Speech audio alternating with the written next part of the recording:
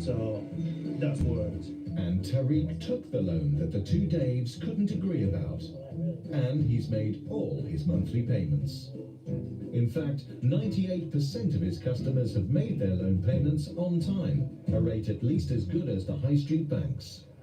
And just as he promised, Dave is giving all the profit and a little extra to charity. Yeah, good feeling, eh? Giving money away. I mean, you couldn't find a better place, could you? Let's just go in and give it them. Dave starts his charity giving close to home, just a few doors away from the bank. Hello, I'm Dave. Pleased to meet you. I'd like to make you a donation. I'd like to leave you £2,000 today in a cheque. Oh, that's absolutely brilliant. Oh, that's fantastic. Oh, that's great. Oh, you've made my day now.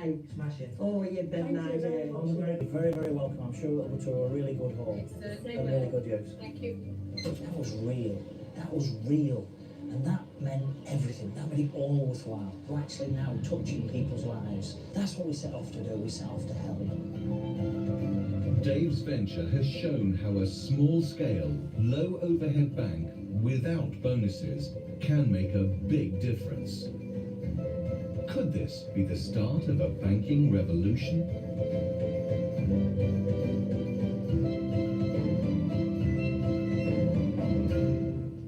Hello, Burnley Savings and Loans.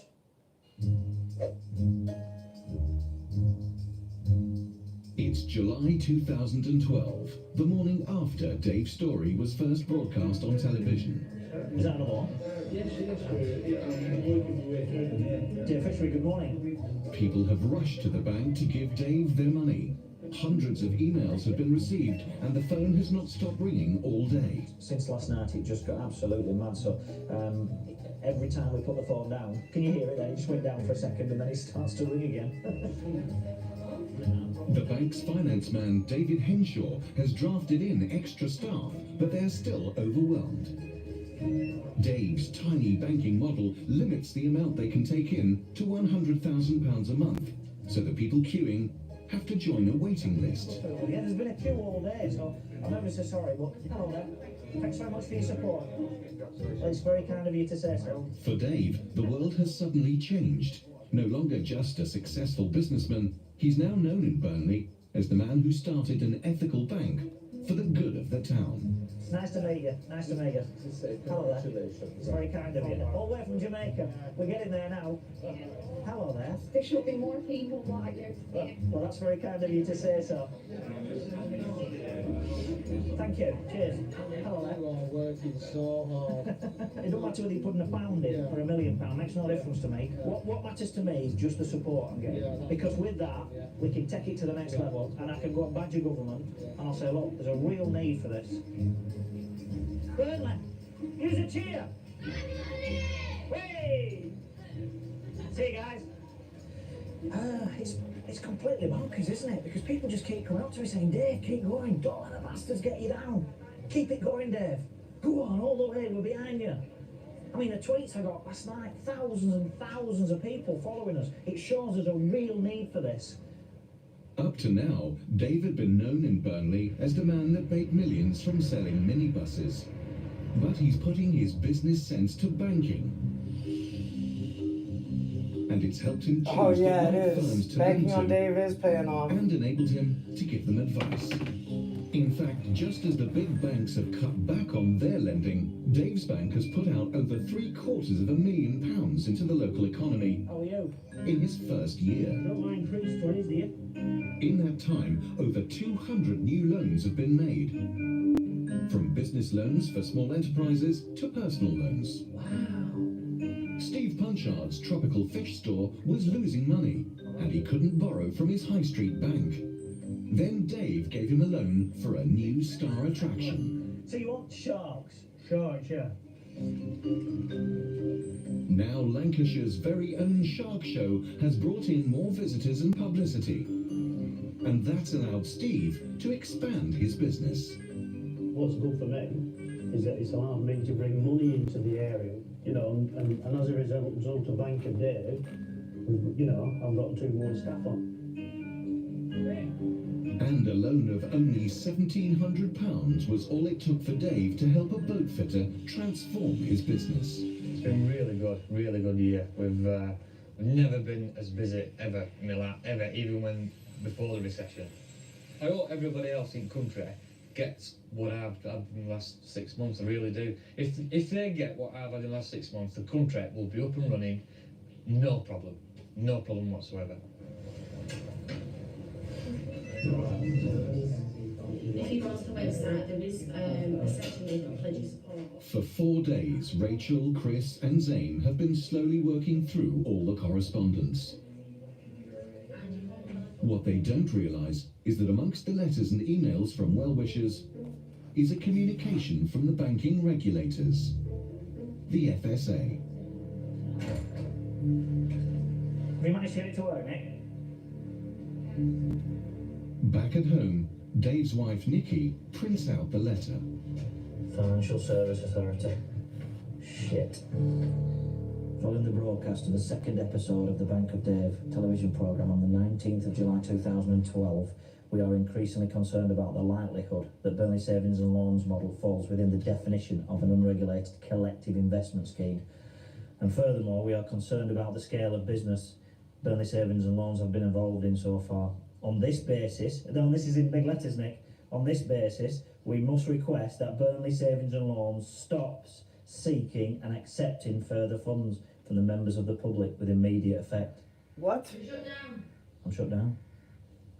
We're actually shut down. The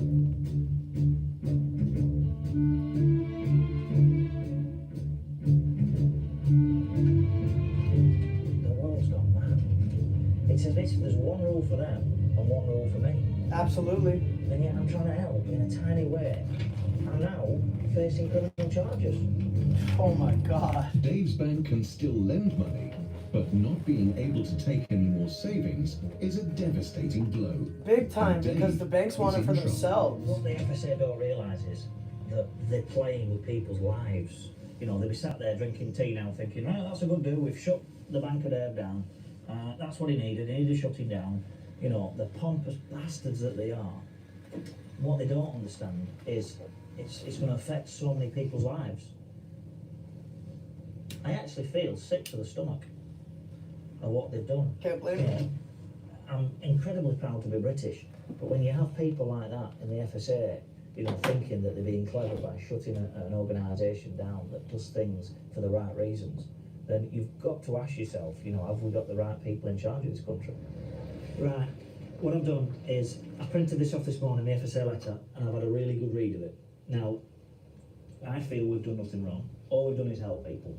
So that's what we're going to carry on doing. But at this moment in time, we're going to have to put a letter on the door or a sign on the door that says we no longer can take funds. It seems like everything we've done the last few months has just been all for nothing, really. Totally agree, yeah. What do you think? Frustrating. Yeah, it really is. Barclays Bank, they fixed the LIBOR rate in this country. Fixed the LIBOR rate. They got a fine. We're helping people and giving the profit to charity, and they've shut us down. How come they haven't sent cease and desist and shut down to Barclays? How's that work? They are trying to bully us. We cannot accept the bullying, right? There's me that takes the risk. If anybody goes to prison, it's not you guys. Don't worry about that, it's me. Yeah?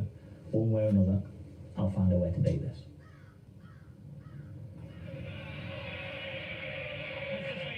That's what it takes Being sometimes. talked about is far too narrow. It's not giving Focused up. solely on the scandal of Go LIBOR, again. and we know the problems go much wider to the culture and practices in the city. It's September 2012, and new lows have hit the high street banks. Mis-selling, rate rigging, money laundering, and IT disasters. But Dave's alternative story of a small community bank is also capturing the attention of the media. My ultimate goal with all of this is to have a community bank in every community. And his message has gone worldwide. Hey, I'm Dave from Hi, ich bin Dave aus Burnley. Und wie geht es euch? Così ho fatto. Ed è nata la Burnley Savings and Loans, in realtà nel Regno Unito, grazie a Dave Fishwick. Und dieser Bus ist jetzt mein Schlachtschiff, um die Botschaft hinaus in die Welt zu tragen. What we really need to do. Although Dave Fishwick is publicly optimistic, it's a different matter away from the cameras, where Dave Henshaw and his team are having to hold back a tide of potential savers. Wow, keep that checking on the sucks. website for updates. At the moment, we're just lending. Of course, lending needs funding, and funding isn't coming from the people we thought it was going to come from. Yeah, as I said, the waiting at this one time has been contemporarily closed. These are the people who want to save us. We'll have to get another fan.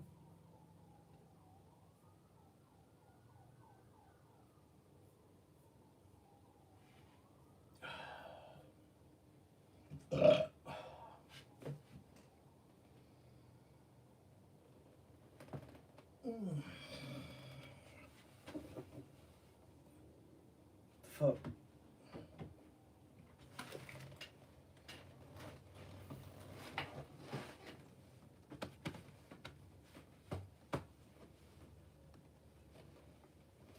Stop.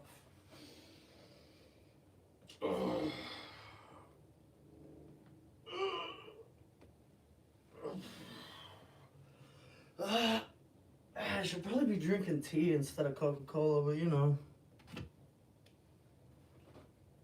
It's Friday, Friday, and down on Friday. Everybody's looking forward to the weekend.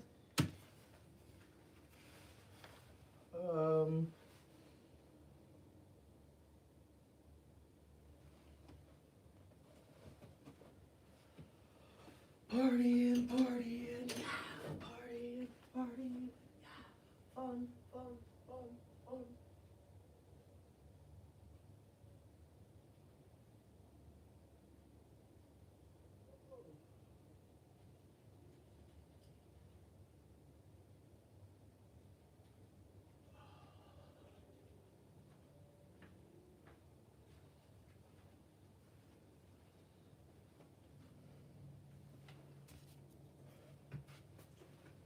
My fucking hoodie. You know what? I'm gonna put on my Christmas sweater. Yeah. I love this sweater. You don't see a lot of Christmas sweaters like this. Ooh. Who made it? Random? Yeah, but it's really nice.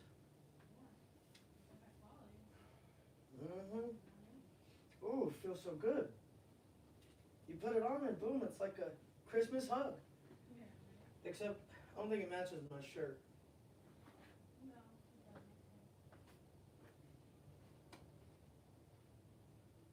I put on a green shirt. Or just a regular red shirt. I don't have a regular red shirt anymore.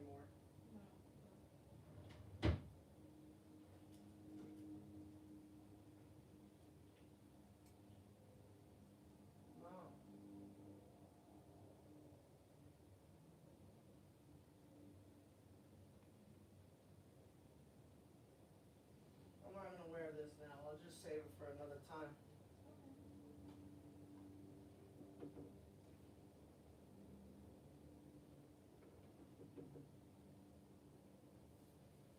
Davis. Oh my God, he's I'm so excited for him. Watching the show, watching the journey, watching his progress. Yeah.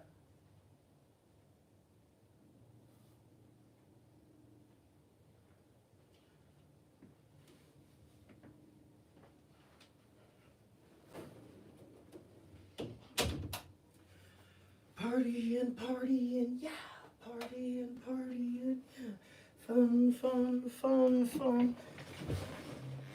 Looking forward to the weekend. We're getting people coming in every day, ringing up every day, wanting to know all about it. And what can we tell them? It's all on our street. All we can give them is a pack. And we've given out 700 packs. Although the bank is now preventing 700 packs. around 25,000 700 potential savers in loans. In nearby Rossendale, £4,000 has gone to Michelle Woodward to help create a range of gents' grooming products. I wanted to bring, really, like a Manchester salon into Rosendale, being open for gentlemen and businessmen. Don't finish work at 4 and 5 o'clock, so we're open till 7 at night. I know I've got a good business plan, but it doesn't matter how much I say that to the bank man. They've credit checked me. I'm fine with a credit check. They're just not willing to take a gamble with me or a risk. I can't see why they wouldn't lend you the money, but I'm hearing it from everybody. Everybody's saying the same thing. They're just not interested in small and medium-sized businesses. No, thank you. I tell you what, that's magnificent. Okay, see you later, everybody. Ta-ra. We'll get paid. We'll definitely get paid because she's so passionate about the business. That's brilliant. Brilliant. Happy birthday to me. Happy birthday to me. Happy birthday, baby savings and loans. Happy birthday to me. It's been a long bloody year, let me tell you. Although it's exactly 1 year since the bank first opened, no one is in the mood to celebrate. I think we should save the 1 year-old party for when we can start taking money again off the public. That's what I'll do. Bollocks to the FSA. Despite Dave's problems with the regulator and the lack of money coming in, the constant need for new loans continues. Come on, you tell me what you need. We're looking for investment. I want to fetch obviously jobs to Burnley. We want to employ 2 girls. Sarah Mottershead has collared Dave on the way into his bank. She wants a loan to set up a bridal shop just a few doors down the road, but she's not been able to get any money from her high street bank. Been to the bank to get funding. And what have they said? They've said no. They would love to lend it, but no. So we are looking for investment for funding. I've got a world of problems from the FSA at the moment. They're saying that the high street banks have it all in hand and I shouldn't be meddling.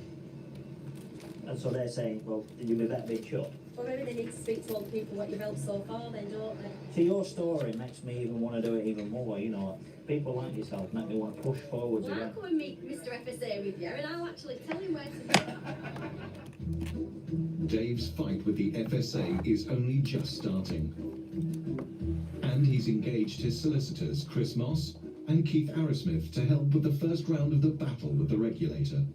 I think what we need to do is make sure that they lead the meeting. It's their meeting, they called the meeting, it's their agenda. Having been summoned to London to face the FSA, they're preparing their argument. I don't want us going in there like as if we're scared and as if we're you know.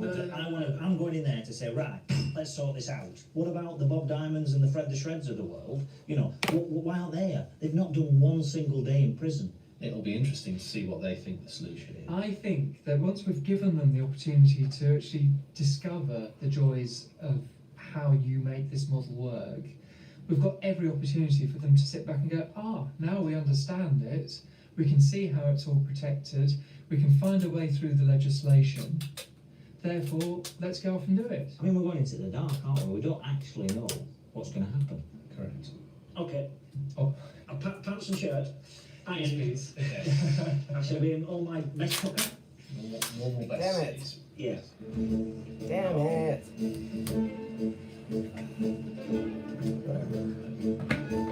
Come on, United. Yeah, okay.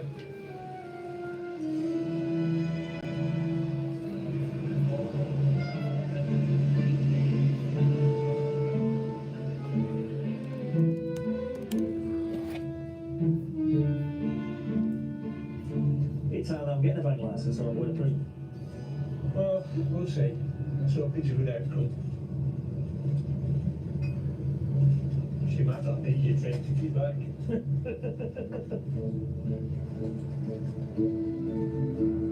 This is a big day for Dave. Having refused to even meet with him before his story became public, the FSA have now asked Dave in for a serious chat with their head of crime. Oh, hell no. Supported by his own legal team, Dave is going in fighting. But if this meeting goes badly, he could be facing prison. Burnley Savings and Loans could close, and his model of small community banks in every community for the community could be crushed.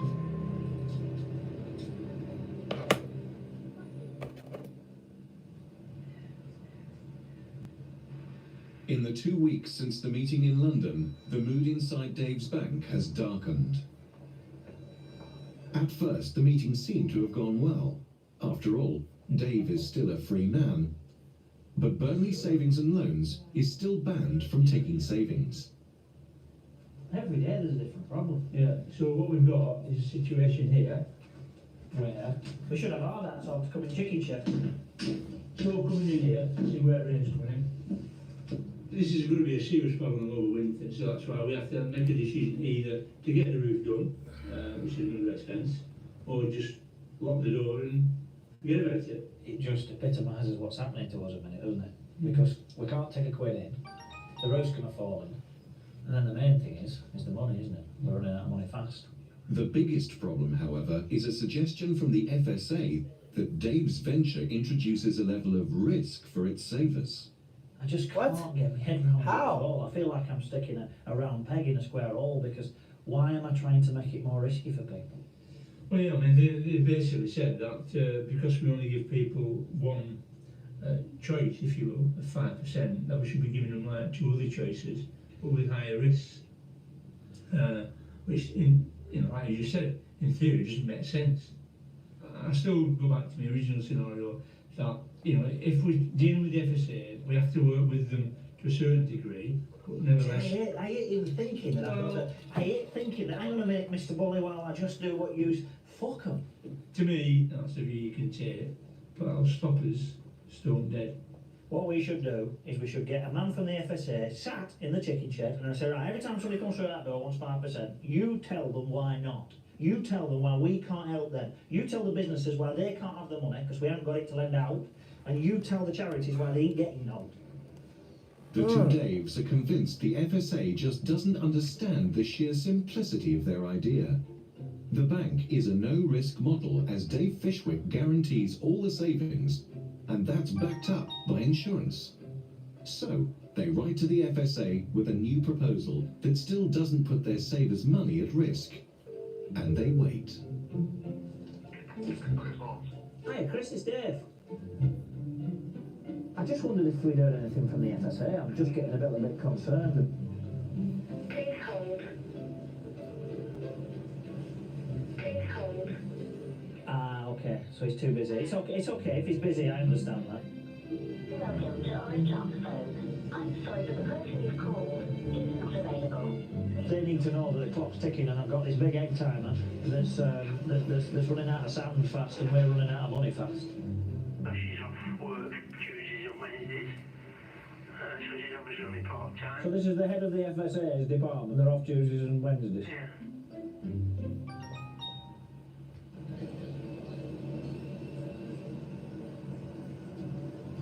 As Dave waits for the FSA to respond, the bank continues to lend. Because the people and businesses of Burnley that can't get loans from the high street banks need money now. One of them is the person that grabbed Dave in the street. Sarah Mottishead borrowed £3,000 from the bank, took on 2 employees and transformed an empty shop into a business. Now she's asked her new bank manager to the official opening. Hiya, Sarah. Are you nervous? Terrified. Hiya. What a wonderful shop. Oh, wow, look at you. How are you? I'm good. Are you alright? You look fab. Lovely Give me a big hug. Oh, look at you. Oh, Are you getting married as well, then? I'm not good. Do you know, some people just meet them and you just know they're going to make a success of it. She literally grabbed you. She literally grabbed me and said, David, can I just have 5 minutes with you? If you have any problems at all, or if you have any questions you want to ask, just shout, hey Dave, come in for a minute. Don't worry, I will. Well done. You regret your episode now. No, I won't. See you soon. Thank you very much. Bye-bye now. See you Bye-bye. later. Bye-bye, everybody. Ta-ra. See ya. Good luck. Bye. I've opened that wedding shop now. We're on a meeting with Dave. There's just not enough hours in a day. There just isn't. There needs to be more Daves. Hi, Dave. How are you? It's now 10 days since the bank sent in their new proposal, and over a month since they met the FSA in London.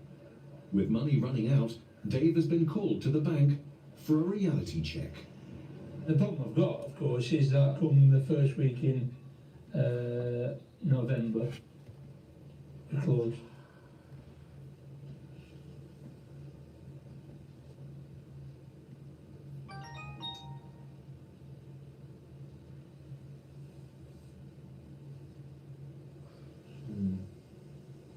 That's just took the bloody spin off the wedding shop opening, isn't it? It's like a bloody roller coaster, is this thing? 1 minute you're up, next minute you're down. I remember distinctly the FSA saying to us, all of them together, they would reply within 7 days. And it's been longer. You know, we've literally got 3 weeks. And as you can imagine, it's not just the customers I'm about, it's people who work for us. They know what's going on, they know the situation, they're worried as well. Quite shit, innit? We have to do what it says on the tin. Never give up. Never ever give up. And I just need to sort it. I'll be on it, Dave. One day. I'm going to say, look, either say yes or no, but just get on with it. We're not pitchballing about anymore. We're just not doing it. I'm not having it. I'm just not having it.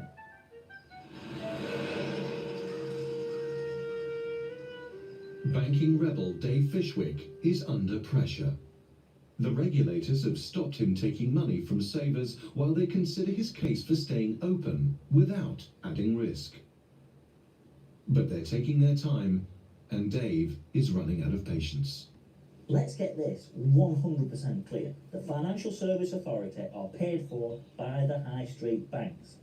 What they're doing is wrong. I am not joining their club. If they ask nicely, I might let them join mine. We're right, they're wrong. They'll have to admit it. Bollocks to them. The Chancellor, George Osborne, has welcomed the sale by Lloyds of more than 60... Dave is going to fight, and he's come up with a plan. If the regulations don't allow a simple bank like his, he'll just get the regulations changed. Right, come on, guys. Let's go upstairs. Having taken on the cut-price office space above the bank, he's got room to kickstart a campaign. Everybody's going to need one of these, because you're going to need some extra energy here. In order to get the regulations changed and get the FSA to reconsider their position, Dave needs to make a lot of noise. Media, we need to contact newspapers, okay? Hi, would it be possible for you to put me through to the press office, please? Morning, is that Flora? Would it be possible to speak to Margaret, please? People. The more people we can convince to go and speak to their MPs, the better.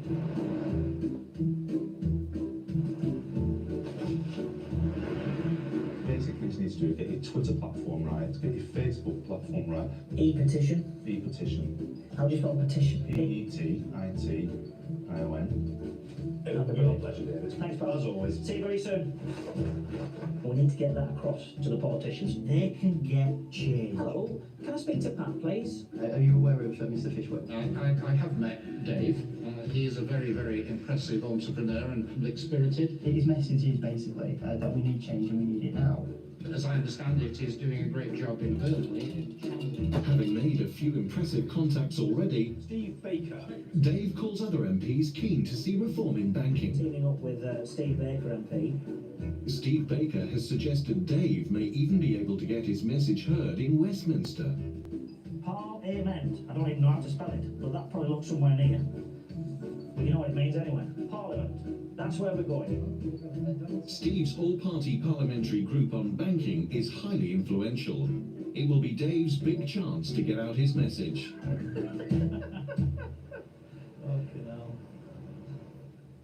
As the campaign gathers pace, Dave realizes he's going to need more ammunition in order to prove that his community bank idea is not a pipe dream.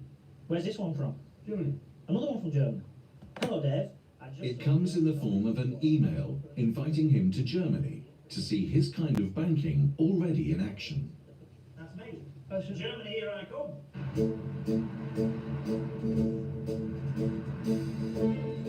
Germany has the strongest economy in Europe, but it's not the big commercial banks that fuel this powerhouse. Here, almost half the population bank in hundreds of small, local savings banks, just like Dave's. What can I learn? Why are they different? And what do they do different to the high street banks? This bank, for example, is in ownership of the city, and the Sparkasse makes sure that small and mid-sized companies are able to get credit if they need it. So it's a community bank. Yeah, it's just regional, so if you go to the next city, it's another Sparkasse. These community-based banks are highly successful. There are over 400 of them, with 15,000 branches, serving 50 million customers. I'm looking for Mr. Gross. All our profits belongs to the community. Doesn't go to Frankfurt or to New York. We make our business here. I think your fish tank's bigger than my bank. In fact, I'm going to get one. But the thing is, with me, Peter, I'm going to have to get a goldfish bowl. Because I ain't got enough room for a fish tank. But I will make a note of that. Goldfish bowl. Do you have a big vault? Do you have a vault here or a vault? I'd say. Yeah. I'd say, yeah, that's similar. Yeah, I'd love to see that.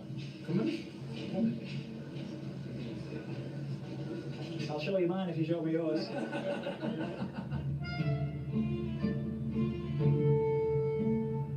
Alex, how do I say this right? In the UK, I'm always saying I want to open a tiny bank. In German, it's eine, kleine Bank. Eine kleine Bank. Yeah, perfect. I can speak German. Dave's driver is taking him to visit one kleiner bank in particular. In Blaufelden near Stuttgart is the Raiffeisen Bank Gammersfeld, or the Bank of Fritz. Fritz! Customer! Fritz Vogt had recently retired, but for 40 years he ran the bank almost single-handedly. The new man in charge is Peter Breiter. Really good to meet you. You've come an awful long way. Apart from being over 100 years older than Burnley Savings and Loans, the similarities between this and Dave's bank are startling. I feel so much at home here. I feel like I'm in Burnley Savings and Loans. It looks good behind. Yeah. And for years, Fritz has also struggled with the regulators. Und dann war das Konkurrenz zu den Großbanken. Oh, they became Konkurrenz. They worked too good, and that's the reason why the government came. Oh, you can't do that anymore. Because you're making profit. Yes. They're frightened of you. They're frightened of you. In the 80s, he told him to give back his banking license. What did you say? Und hat dann quasi die Bank weitergeführt, wie wenn nichts passiert wäre. And he just keep on doing whatever they say. Fuck you. Stuff. You don't take too much notice of politicians, you don't take too much notice of regulations and rules, and you do it the way you want to do it because it's right. Yes. And I do it the way I want to do it because it's right. I feel really energised now. Now they've been going over 100 years, they might have a tin roof, plastic windows, and only one bloody laptop, but they've made profit every one of those 100 years. But what matters is they're helping the local people, they're lending money to the local businesses, they benefit the community. That, it might be the smallest bank in Europe, but it's probably the best. Maybe number two.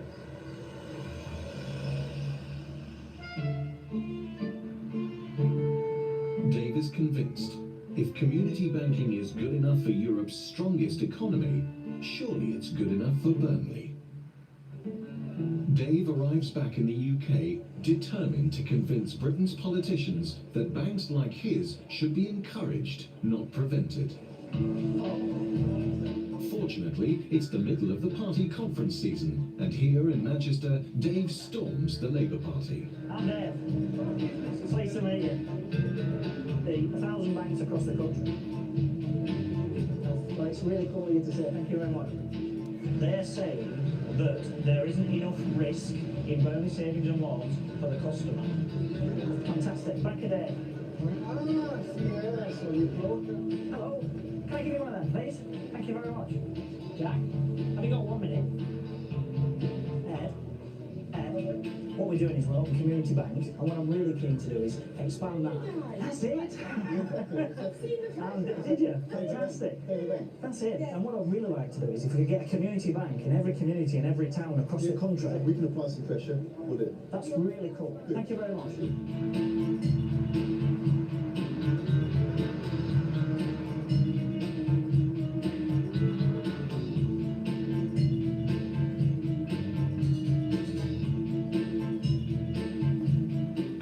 Conservative Conservative Party weren't keen to let Dave into their conference venue, he's brought his own.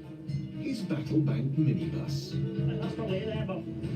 Yeah, it will be, because he's got Conservative conference written on top. That'll be the one.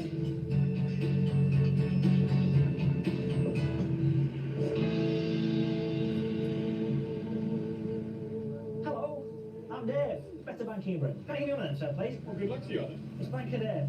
Better Banking in Britain. Is that a good idea? It's really good idea. What we do is we help people get a decent rate of savings. We then lend money out to local businesses. Is it like a credit union? A bit like that, but it's different. And then we give profit to charity. What a great idea. Yeah? Steve, get some more of these leaflets. Give 2 out at the same time. Yeah. Oh, we got it sorted. Save them ply factories. Good luck. And Bank of Dave. Save Bank of Dave, that's the one. We're not messing about now. Hello, can I give you one of them, sir? Save them ply factories. And Bank Hello, of sir. Dave. Can I give you one of them? Ever disabled. Better Banking in Britain. Dave needs to meet one man in particular if he's to have his day in Parliament. Tory MP Steve Baker. I think that should be okay. Yeah, that's fine. Where do you want me to meet you? Because I brought me battle bus, so we can always use that. I mean, we've chatted a few times in the past, and I know you're in charge of the think tanks for banking for government. Where do you think I should take it to next? What do you think I should be doing next? Let's try and get as many MPs as possible in the room, and the way to do that is to create real democratic pressure. So what we need to do, I suggest, is get as many people as possible who watch your programmes or hear you on the radio. Well, that's what I'm going to start with that tonight, because I'm on the One Show tonight, live. And when it's live, you can just say it. Yeah. And I'm just going to say it.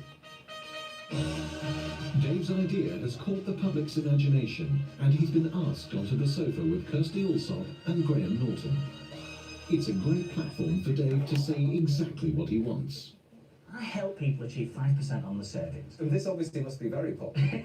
That's the problem, to be honest. Me and David H, who run this thing, we've actually got a 2-year waiting list just to put money in till 2014. You know, the big banks get queues outside to take the money out. We've actually got queues outside to put the money in. But the ultimate goal to this, Graham, is to have a community bank in every town and city across the country, benefiting the community, run by the community. And you put that at the Tory conference, didn't you? This morning. Yeah. What's the reality of that? I'm just doing with the mobile bank, yeah. Yeah. Well, there's a guy there called Steve Baker, one of the MPs there, and he said, look, get everybody that can do, write it to their local MP. He'll then get loads of MPs into a meeting, and we'll try and change banking in Britain forever. Wow.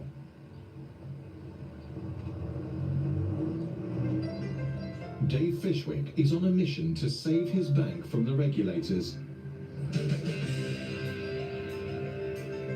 Now he's taking his battle bank on a whistle-stop tour of the nation to drum up more support.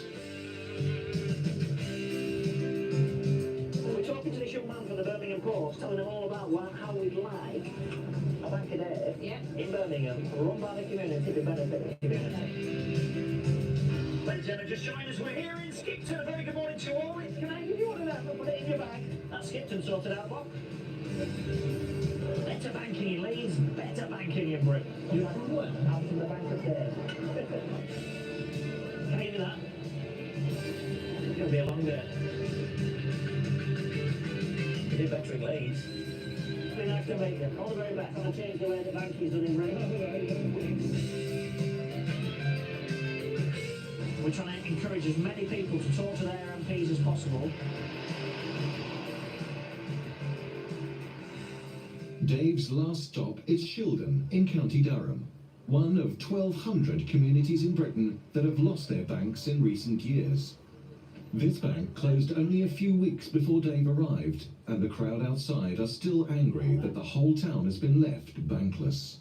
Banks have closed because there's modern technology. All right, grand modern technology.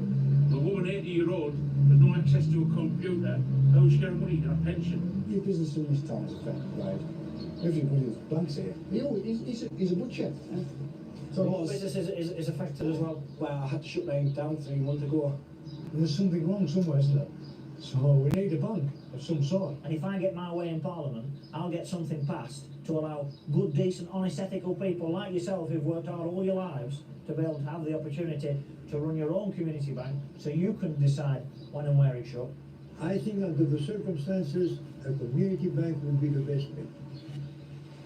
You know, I've been all over the country on this campaign, and I've met lots of people, but here at Shildon, they actually need a community bank. The butcher, who's the mayor, everybody knows everybody. Everybody talks to everybody. They would be able to know who they could lend the money to and who they couldn't lend the money to. This will work very similar to the way it works in Burnley.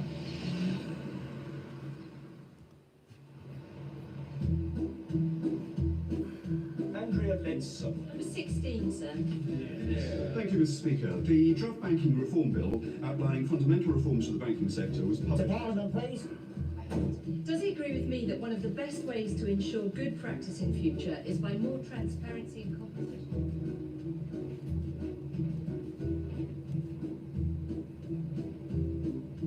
Steve Baker.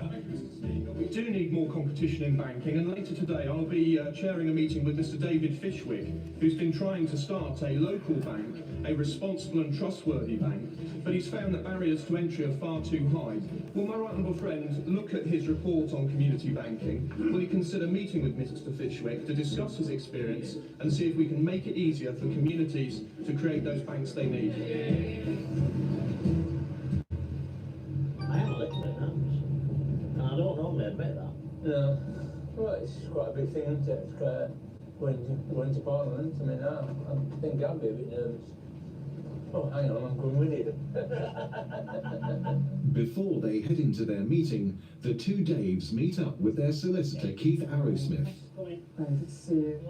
I had an email in from the FSA. Keith has some totally unexpected news. They've obviously got some detail in here for us. They're saying that as long as we keep the money that you bring in separate until such time as you find the lender to pass it on to, Which is what we do. which you have the client account, we did that already. But as long as I can give that confirmation to them, they're happy for you to continue with the peer-to-peer. Fucking brilliant. They- I'm not Queen turn up next. Confirmation that they like it. Fucking brilliant. I didn't expect that, pal, did you, today? Dave's plan has worked. Fuck the yeah, FSA Dave. have broadly accepted his risk-free proposal, and he's allowed to take money again. The bank is saved.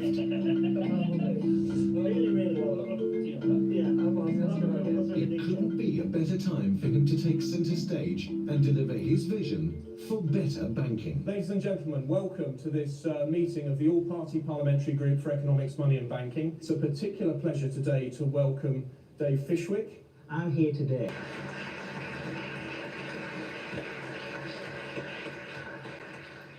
Very good meeting, that.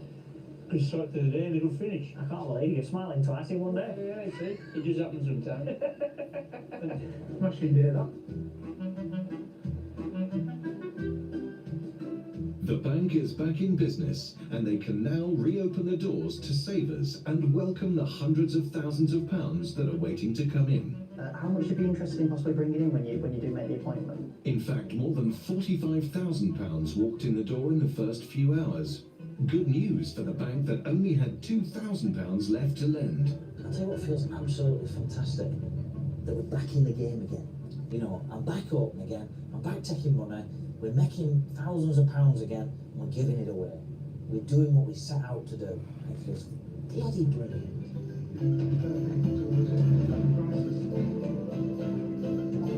Now the bank is back up and running, Dave is confident enough to be able to make more donations to the charities of Burnley.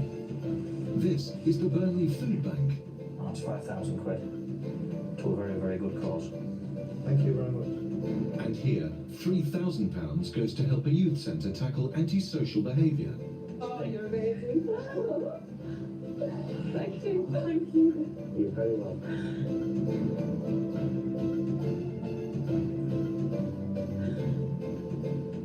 Dave's tiny bank now has a tiny thumbs up from the FSA, and it is at last able to celebrate its first birthday. Think Councillor over there. Hang on, right, okay. We'll put it back after them, they'll never know we've borrowed it. There'll be no lavish spending at this bank. That's 15, 20 quid saved there. The council has lent the Christmas tree. There's a cake. some balloons, karaoke, and top local talent. Fabulous. Thanks for coming. And a few thank you gifts for the bank that helped. Oh, that is so kind of you. Thank you. Oh, Steve, how are you? A little present for you. A little present for you for your bank. You tell me a bank manager in the country, in fact in the bloody world, that gets somebody bringing them fish, or plants, or flowers, or cakes, or bananas, or pies, or... This proves it's the community come together to become a real community bank, run by the community to benefit the community. Well, here we are. Here's the glamour and showbiz event of the year, ladies and gentlemen. On with the party, on with the music.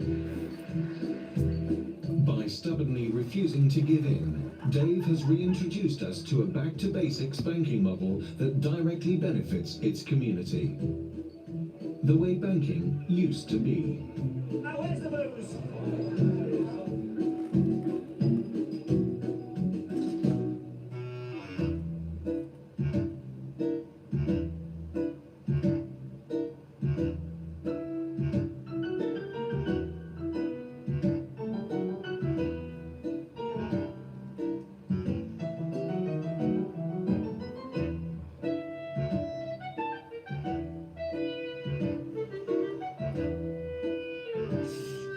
Remember, never give up. Never, ever give up.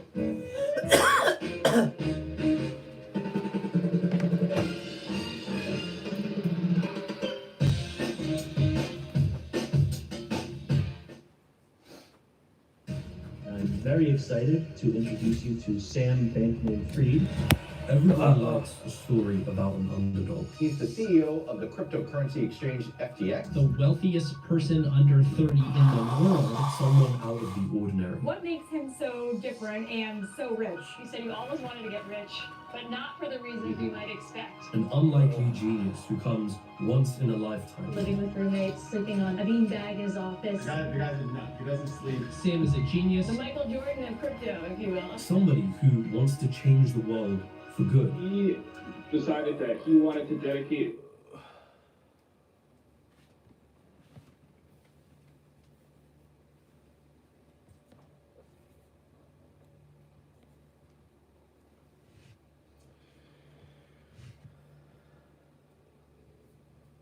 I mean, it moved up a lot, man. I thought it would top out at 30, but I just kept going. And then again, they got the extension for the filing thing. Anything after that, I think it's just going to move with the boy. Excuse me.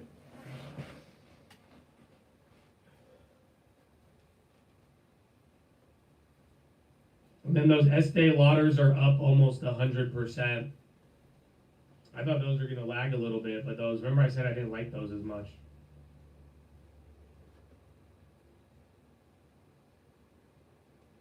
SPY is in the red. Yeah, that just flipped.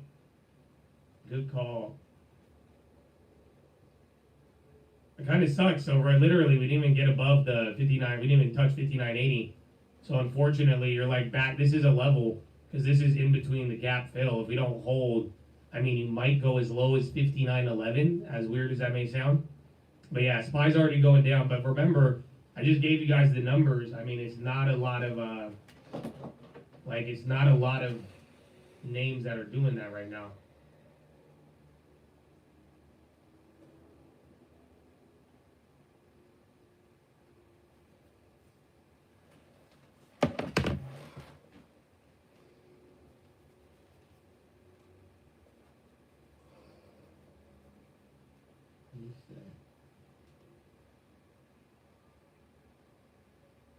Waiting. What up, Massachusetts? You be living on the island, baby. What's going on? I'm trying to see what's down on the NASDAQ to give you an idea. Actually, 120 names just flipped red on the SPY. Oh shit, another 10 just went red on the NASDAQ. So yeah, NASDAQ is almost 50-50 now. So hold on. Remember, earlier here, it wasn't that many. It was like 30. But now you're back to like 50-50. So you got Booking, Intuit, Palo Alto, Meta, Pinduoduo, Nvidia, Google, Amazon, Microsoft, ASML. Yeah, all the big names are down. Yeah, it's not even 10:30. Well, it is 10:30 now, but It's mad early. Good morning. It's Friday though. Again, Fridays, it's gonna start slowing down heavy too, man. Just get ready for it.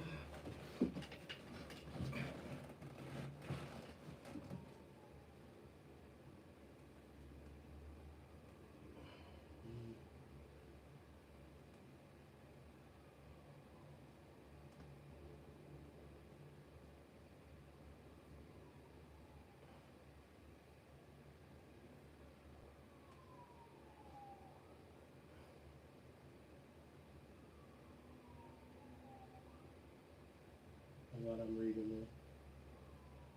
there. Can I talk about your story, Ivy? I don't know. I could answer it on stream. I don't know if you wanted me to share it with everybody. Otherwise, I'll have to wait on a response. Jeez. And then Tim Whitman, when did your long term get so big? That's crazy. I love it.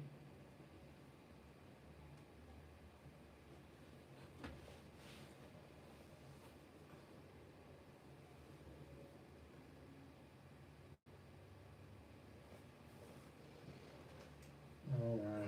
It just keeps growing, dude. That's great. Good work, man. Good work. That's great, dude. Tim, you lagged on it too, and that's amazing. I remember Tim didn't always have the long term, bro. So he had good jokes, but he didn't have the long term. Now he has both, and now that's amazing. That's great.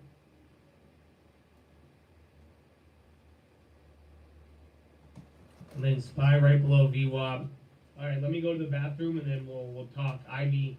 So again, as I'm having this conversation with you guys, you know, the chat, you guys got some interesting stuff going on. So I'll go over this one. Now let me go pee. Follow me on Instagram Let at him the go Trading pee. Fraternity. Let him go pee.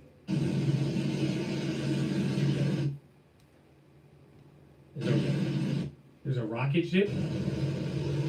New Shepard has cleared the tower and is heading to space. That sounds like Follow me shit. on Twitter, Real Cold News.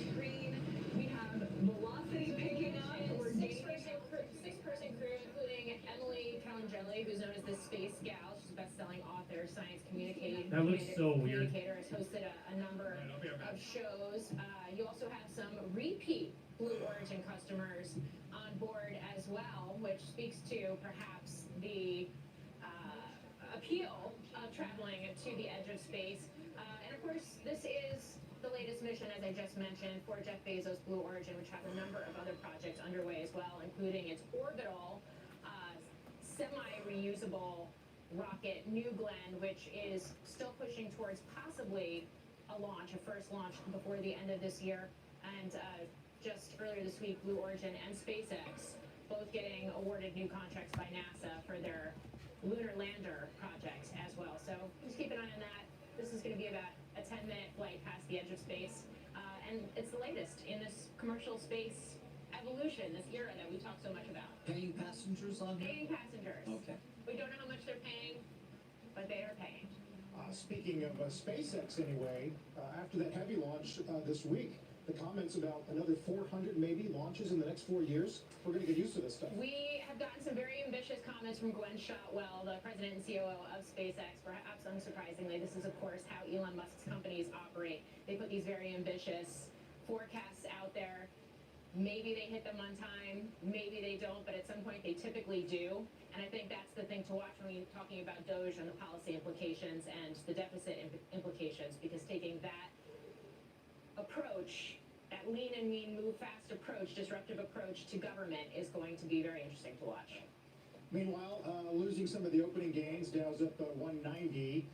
Curve is now higher across the board after we got those better than expected PMIs and that elevated number on University of Michigan 5-year inflation expectations up to 3.2. Back in a moment. Okay. Yeah, so I'll go over that email. But I saw it, bro. That's kind of crazy. I want to, hey, Friday, one of you just followed me on Twitter, and you are a professional Valorant player. I want you to play COD with me, or teach me Valorant. But I don't like Valorant as much. I played that one game. You guys made me play Apex that one time. But yeah, that's pretty crazy, bro. We got an MVP Valorant. But yeah, we were playing Call of Duty today. It's Friday. Tesla's ripping, and then his name is Cam. I was going to the bathroom. I saw the DM, bro. That was that kid I was talking about. I'm sorry for calling you a kid. You're not a kid. You're 21 years old. But bro, keep it up. You have no idea. You got zero in the. I don't know if you could chat yet if it's been 24 hours, but bro, keep it up, dude.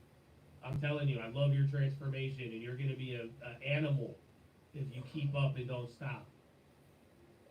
Love it. So, here's the deal, and I think this is I don't know. I think this story this kind of explains a lot of things in a weird way. It's interesting. So, I'm glad you have a long term too. Thank you for sending that. So that makes things a lot better. But here's the deal. So Ivy, they said, pleasure. I've been following since 18 when I moved to San Diego. I haven't been active on Instagram. I discovered your live stream on Instagram. So you've been a baby investor. You started taking it seriously. Started 4 years ago, and got the double crypto. But the stock's been on a standstill as they've been neglected over the years. Big believer in crypto. Always been. Initial goal was get the Bitcoin portfolio to 50K, and then pay off the student loans of 22 to 25K. Right, and then just hold the rest. So they're saying now as the portfolio gets closer to that number, they want to not sell it. So especially with someone, they said they haven't had a job a majority of the time, so they don't want to, they want to keep making money. They want to rip off top, but I don't know if my portfolio would be big enough. How much do I take out? I want to buy a property, but I have no proof of income, just cash savings and whatever assets I sell. I've been eager into wholesaling. I would love to buy a duplex. I have about 13 cash savings that you're living on, and then I'm heavy on crypto. And you want to hodl.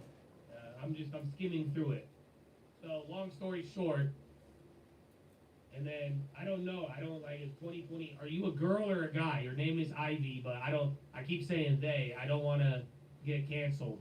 So I've been saying they. I don't want to. I'm about to say homegirl, but I don't know. Either way, right now they're sitting on about 50,000 of Bitcoin, about 7,000 in the long term, and then 25K is student loan. So this one is tough. It really is. But unfortunately, let me ask you this: what is your degree in? As sad as this is there a chance? Is there a chance that your student loan can get forgiven? That's something that I would genuinely ask.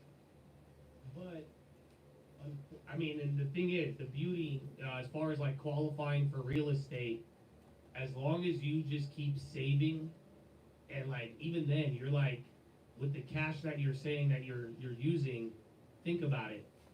If you just deposit some of it every month into the long term, down the line, that will be a history of it. Yo, what's going on with Tesla, bro? And then judge grants permission to file the hush money thing, but yeah, what's going to do? Tesla's rocketing, man. I don't see any Elon tweet. Yeah, everything's ripping, but like, look at Tesla. I've had this up here. It just popped up $5 as we were explaining this. Recording Bitcoin buy $10 every day. Yeah, that's not bad. So it's like $70 a week. So that's a decent. That's like a long term. So again, as long as you like deposit, that creates that history. But this is what I was saying earlier. The fact of the matter is, though, you have a majority of your money in Bitcoin. So if it keeps going up, you're going to make a lot of money. But at the same time, whenever the rally does slow down, then you're going to look back at all of this. So it's really, really tough to decide, to be honest. I'm not in the business of giving recommendations, as much as I would love to tell you what to do, I mean, I could be wrong, I could be right. The point is, at some moments, you're gonna look back and be like, I should have sold it. I should have kept it. I should have sold it. I should have kept it. Ask anybody in here. Even yesterday, I did it with SMCI. You know, you're gonna play that game, but especially with the large amount of Bitcoin, and now you're like, because again, that's what's gonna happen. I mean, if it goes up and it doubles up, you're like, I could have had 100K. If it goes down, you're like, I could have had my student loans paid off. You know, I could have done that. So this is where I would just, you know, over the weekend, don't make any immediate decisions, you know, but just think about what is most important to you. You know what I'm saying? You got your life situation, you're planning things out. You got and you got a long term. At least you have money in the long term. You know what I'm saying? I vibe with that heavy, and that's what you gotta. That is a good part of it, but you just have way more in the other one. And listen, there's nothing wrong with that. I'm not saying anything you're doing is wrong. What I am trying to encourage you to do, though, is to really figure out your priority. You know what I'm saying? Like, what happened? Like, tell me this. What if that account goes to 100K on Bitcoin? What would you do next?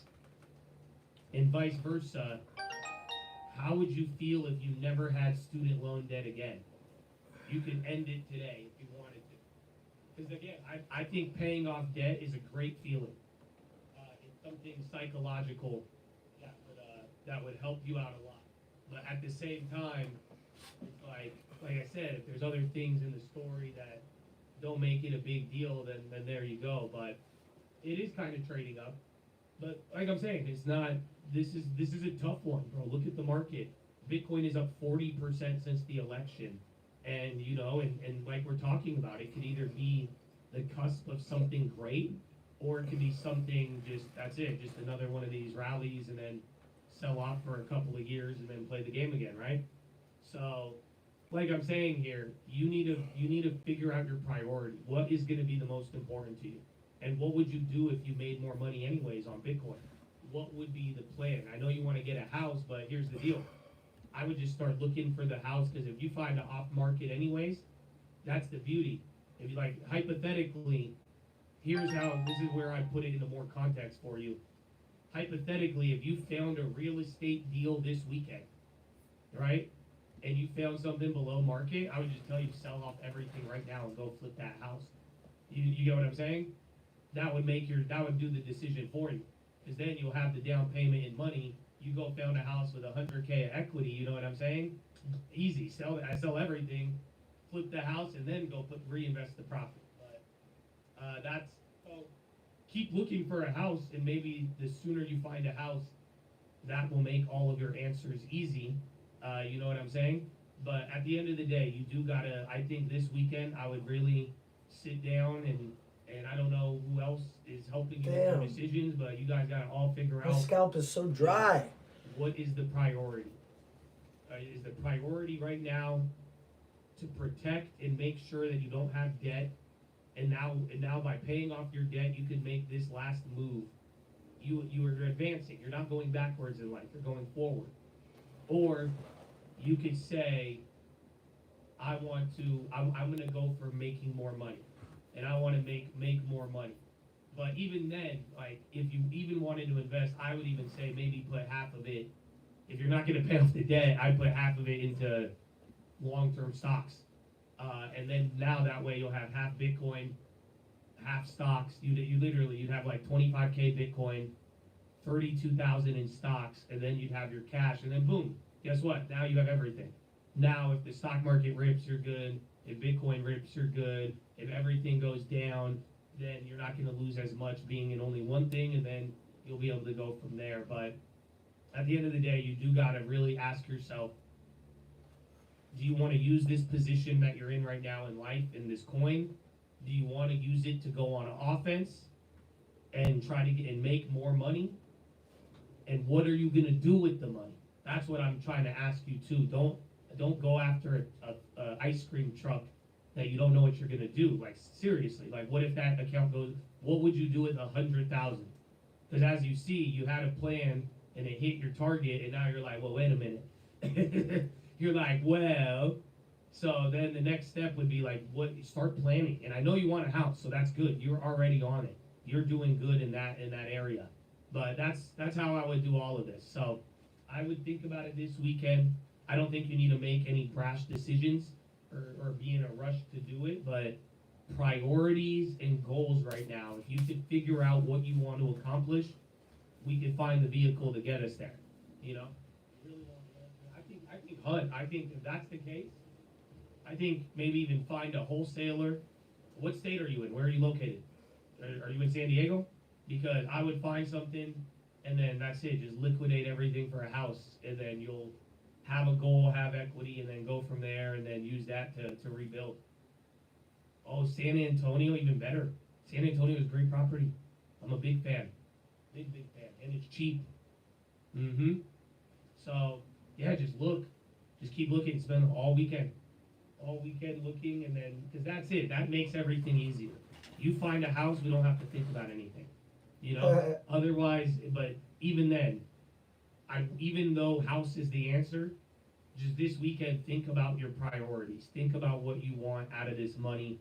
Think about what you would do with no debt, because you got to realize, the moment you pay off that debt, that's saving you money. Now you can save more to the long term. Now you can afford a higher mortgage. Now your cash savings are going to go a longer way. So these are all the things you got to think about. Yeah, Brock, find her a house. Let's go. Brock is in San Antonio.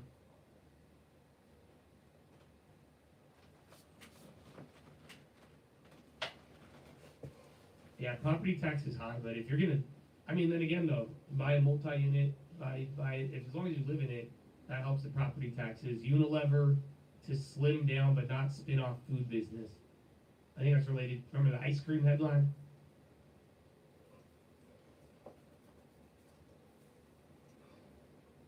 Don't forget about taxes on gains. Yeah, unfortunately.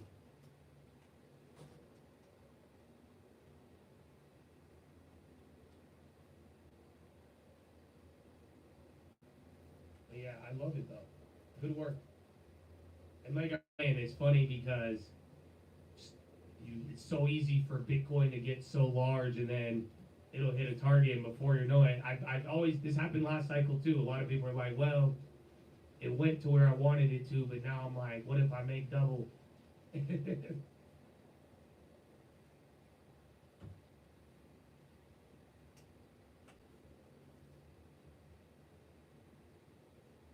Quantavius, you want to get a house, bro? Find it and send it to me. I will give you a phone call if you're like actually on there, but I wouldn't want to partner with you. Why? Because I want you to make all the money. Believe me, and I'm not saying that so people like the video. That's exactly what I did with Daniel a couple years ago.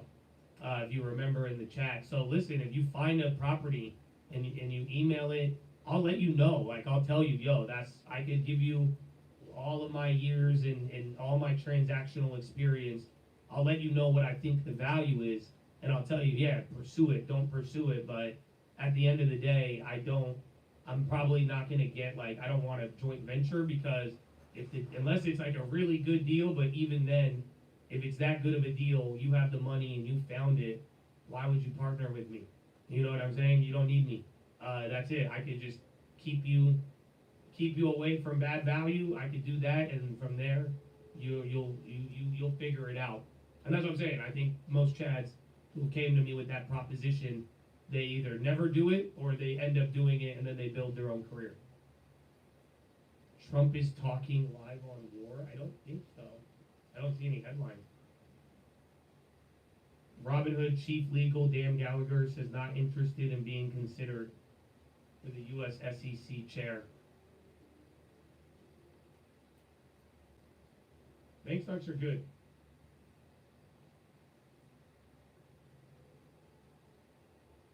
Eminem came out with a song with Snoop Dogg and Lil Wayne. Wow. Look, it just came up on my YouTube. Need for Speed Underground 2 soundtrack.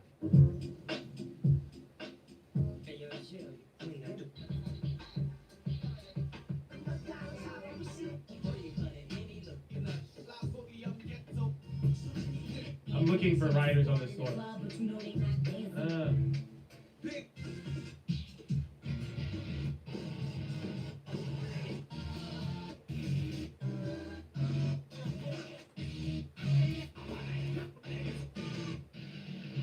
I can't find it. Sorry if that bugged you. It was the first song? That's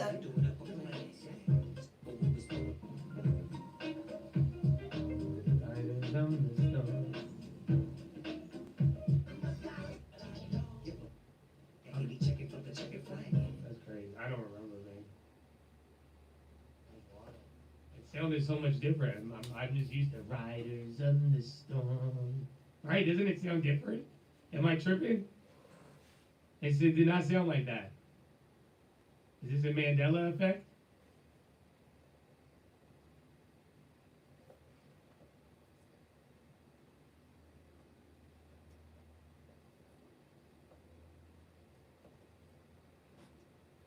Same but different. That's so weird. I'm tripping.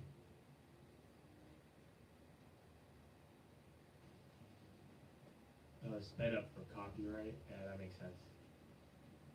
And Tesla breaking out, bro. It literally just moved $12 in the last. And then again, market ripped off of that. Then bonds are even holding up.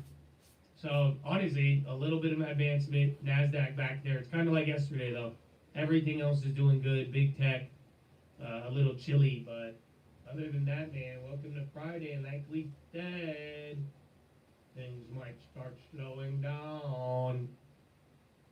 Ooh, Riders of the Storm. That's what I'm used to hearing about. So weird. Alright, what time is it too? About to be 9 or 8. Still very, very early, bro.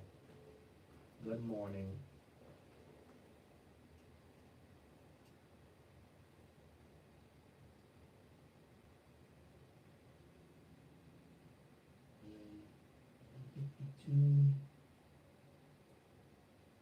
Yeah, Airbnb went up a lot today. No idea why though. Again, Tesla, there's not even your boy. They ain't got no Elon, no nothing.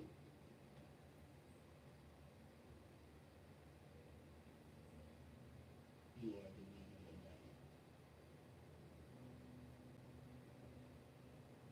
are the Cardano pop. Oh, where's Bitcoin? Bitcoin's coming up, man. 99,250 on the futures. KC just broke.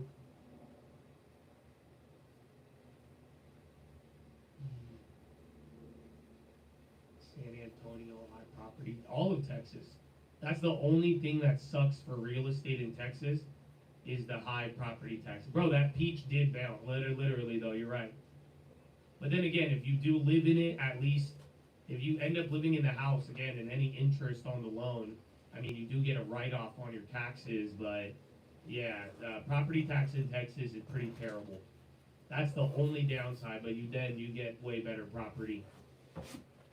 And then, yeah, if you make income there, that's it. So, for like rent, that's why I don't have that many rentals in Texas. I don't like the property taxes are a lot. Even in the long run, it's just not, it's not there.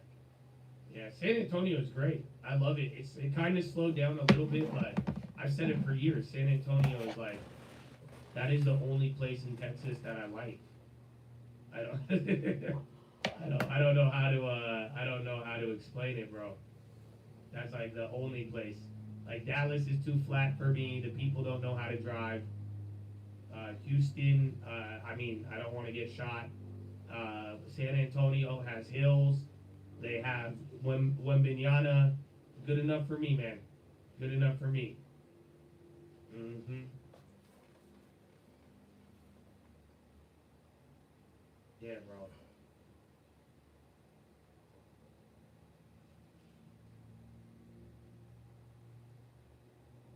You will not get shot in Houston. I know. I have people who love me and hate me in Houston. That's it. I only got like one guy who doesn't like me in Houston. But everybody, I have a lot of people in. But then again, I'm like, you guys are in Houston, and they're like, yeah, Josh.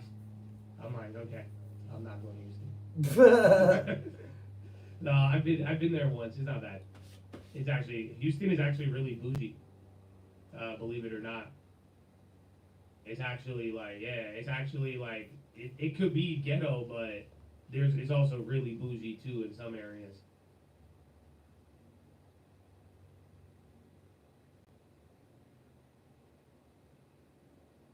Mm. Well, yeah, it's because the oil. You shot 2 guys in self-defense. All right, it's cool. Okay, man, I'm just remind me when I meet you not to press you. Okay, this guy's like the baby.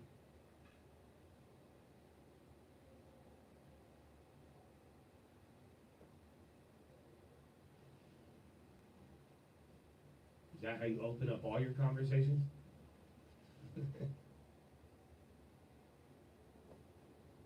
Well, no, because I guess we said Houston shooting, but yeah. Point is, San Antonio is great for families. All things considered.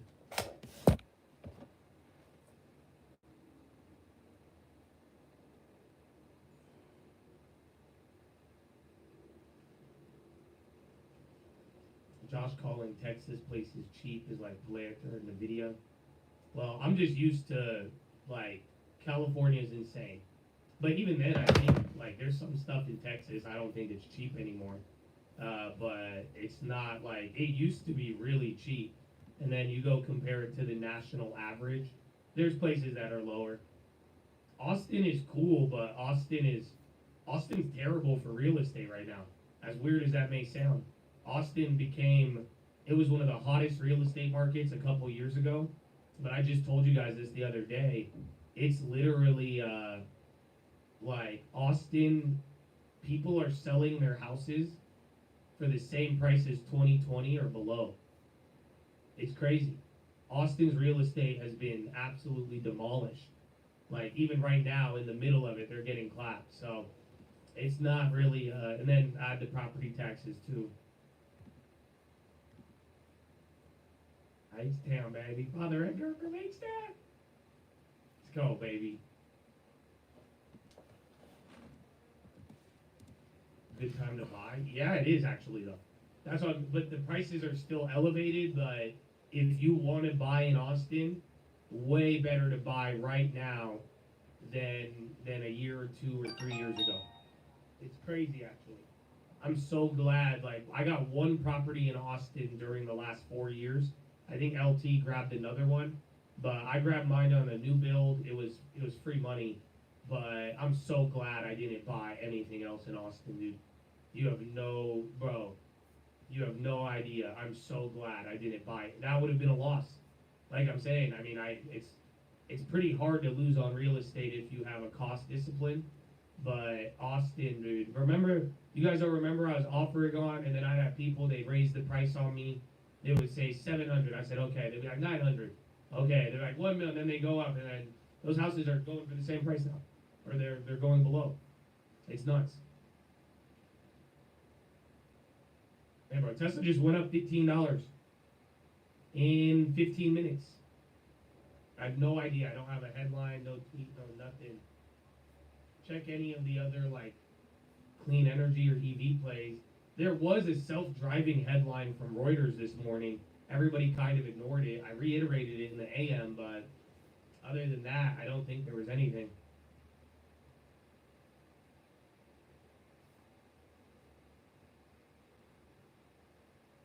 Give me a second prop. Well, like I said, now's a way better time if you want Austin, Texas.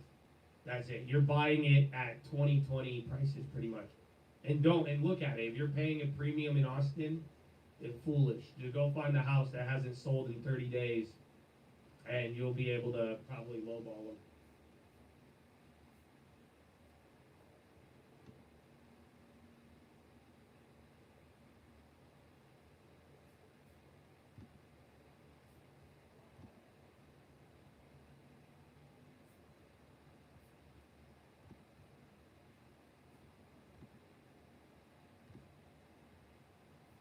Mark, can I read this?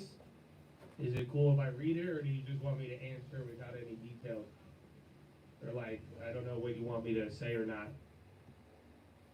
You just call an agent, yeah. I mean, go hit up one of the Colt guys, Colt Real Estate. We have a bunch of agents in Texas. But like, don't be like too offensive with your low ball. But yeah, if it's been on the market for 30 days and like you see they're trying to sell it at the highest price, just go offer them the 2020 price. Go offer them a 2019 price. See what they say.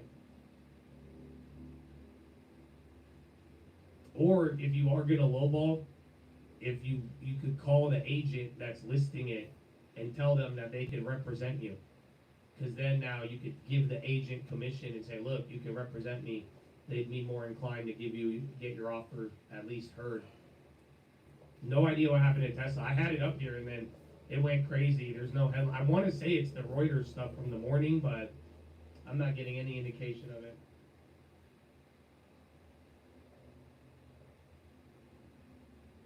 So yeah, so he's saying your parents got involved in a scam and they owed $300,000 on a $900,000 mortgage. Why is that a scam? How is I'm not following that. So the house is worth $1 million and they owe $300K. Mortgage $1,800, 3% interest. They want to move to a new build, not a condo. You're their only son. You're married. You bought a condo. Was to ride it out until rates come down and refi. They're rich.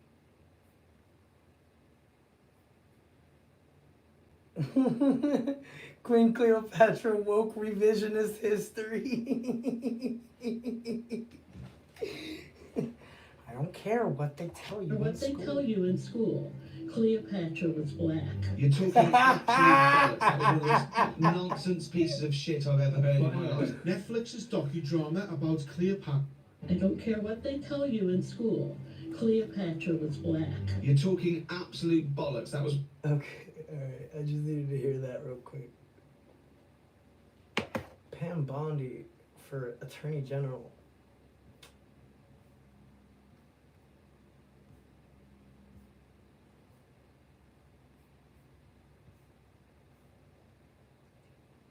I know why they made Dragon Age the Veil Guard.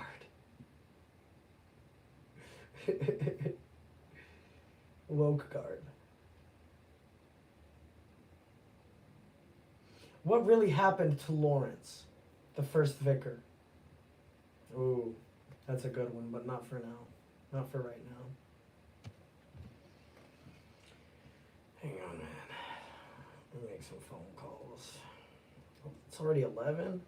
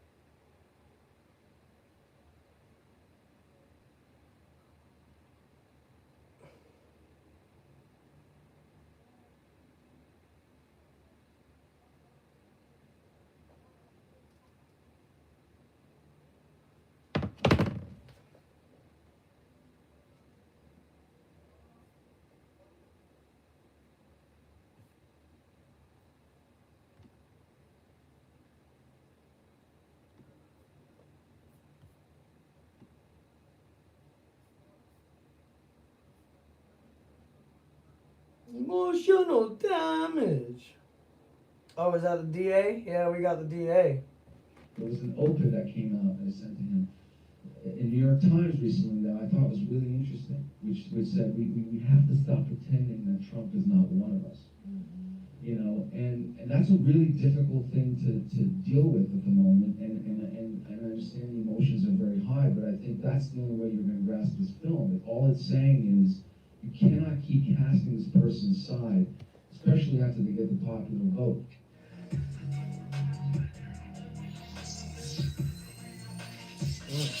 What's up, everybody? Garrett Dempsey, the DA. I heard everybody check this one out right here, man. Look, we have been covering this over the last couple of weeks, talking about these Hollywood stars, you know, just having a hard time dealing with the fact that Trump won the presidency. They are struggling, all right, mightily, man. These cats is all up in their feelings. They all having a moment. You got cats talking about, I'm leaving the country forever. You know, because they don't have the president that they want.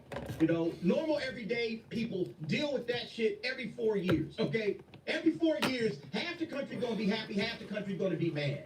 But we all ain't got the ability to just scoot up out of the country. But that's, these people with all the money in the world, okay? That can weather pretty much any storm, whether it's political, financial, you name it, they can weather any storm. They got the boats, they got the cars, they got the mansions, they got the ability to travel everywhere they want to go. And this is, oh, I'm leaving the country because my favorite didn't win. What a bunch of bitches, man. But look, it's getting worse than that, okay? It's not just these cats crying on social media or leaving their ex, leaving a platform. Now they starting to turn on their own. Check this out. This is on Deadline. Hollywood A-listers afraid of Donald Trump's wrath over The Apprentice, Sebastian Stan says. Yeah, so what's Sebastian Stan? You guys know him, the old Winter Soldier. What he's talking about basically is they have this thing they do on Variety called Actor to Actor, where these two actors will sit across from each other and they'll talk about these two movies that they were in. And in this case, Sebastian Stan, who played Donald Trump in The Apprentice, who just came out, he can't find somebody to sit across from him and just to have a conversation about this movie because they are afraid to talk about Donald Trump. Donald Trump got these cats running scared like that. It is too funny. Let me play the clip so y'all can see what I'm saying. The amount of love that I've received, you know, from some of the biggest, you know, both of us, I think, in terms of actors, directors, producers, writers who have seen the movie and they rave about it. But then, for instance, you know, I had an offer to do Variety Actor on Actor this Friday, and I couldn't find another actor to do it with me because they were too afraid to go and talk about this movie, so I couldn't do it. You know, and it doesn't matter. That's okay. That's not to point a finger at anybody. You know, I've got to do a lot of great things, and that's not pointing at anyone specific. It was we couldn't get past the publicists or the people representing them because it was too afraid to talk about this movie. And it's like that's when I think we lose the situation. Because if it really becomes like that fear or that discomfort to talk about this, then we're really going to have a problem. The app functionalities fucking suck, dude. Like, it's YouTube Studio, fucking the phone app, the tablet app, they're fucking all different. You know, and that's a really difficult thing to deal with at the moment, and understanding emotions are very hard. I don't give a shit about what he's saying, Okay, honestly. we gotta be, me personally, and how he's saying it. I'm gonna keep it a buck. I think Sebastian Stan voted for Trump. All right? He's trying to be very careful with what he's saying and how he's saying it. He's like, hey, man, don't y'all think we should listen and try to understand this guy that got the popular vote? You know? Maybe we need to get outside of our bubble and actually talk to regular people. Now, he'll never come out and say it, you know? But I guarantee you, I think this cat voted for Trump, man. That's just me personally. Y'all draw whatever conclusions y'all want to draw. But it's wild, ain't it? He's absolutely correct. It's like, yo, you guys won't even talk to me about this movie? This is getting crazy. Y'all won't even talk to me about this person because you're afraid? You can't be afraid like that, okay? We got to be able to sit down and have honest conversations, and if we don't, then where are we at as a country, right? That's basically what this cat is saying. That's a very level-headed take, you know, coming from a guy in Hollywood. But we all know, of course, that there are plenty of people in Hollywood that are not as level-headed as what Sebastian Stan just displayed. And of course, we start with you know who. Yeah, Mr. Trump derangement himself, Mark Hamill. Yeah, Mark Hamill, who ironically, everybody wants Luke Skywalker to be played by Sebastian Stan. They say, yeah, hand Luke Skywalker to Sebastian Stan, and let's just go ahead and recast him, get Mark Hamill's ass up out of here. I'm all in, all right? I'm all for that. Send me something to sign, and I'll do it. But Mark Hamill, who is in a self-imposed exile, by the way, you know, he's not on X anymore. He is now chilling with Blue Sky. Here's what he had to say in his latest post. Thanks to everyone, including me, in so many starter packs. I guess, like, if you're looking for people to follow, they got these things called starter packs or whatever. I don't know. I don't really care. You know, you can go on the Blue Sky and figure it out for yourself. But he says, that said, I'm still in a state of shock trying to process what happened to our country since the election. So I won't be posting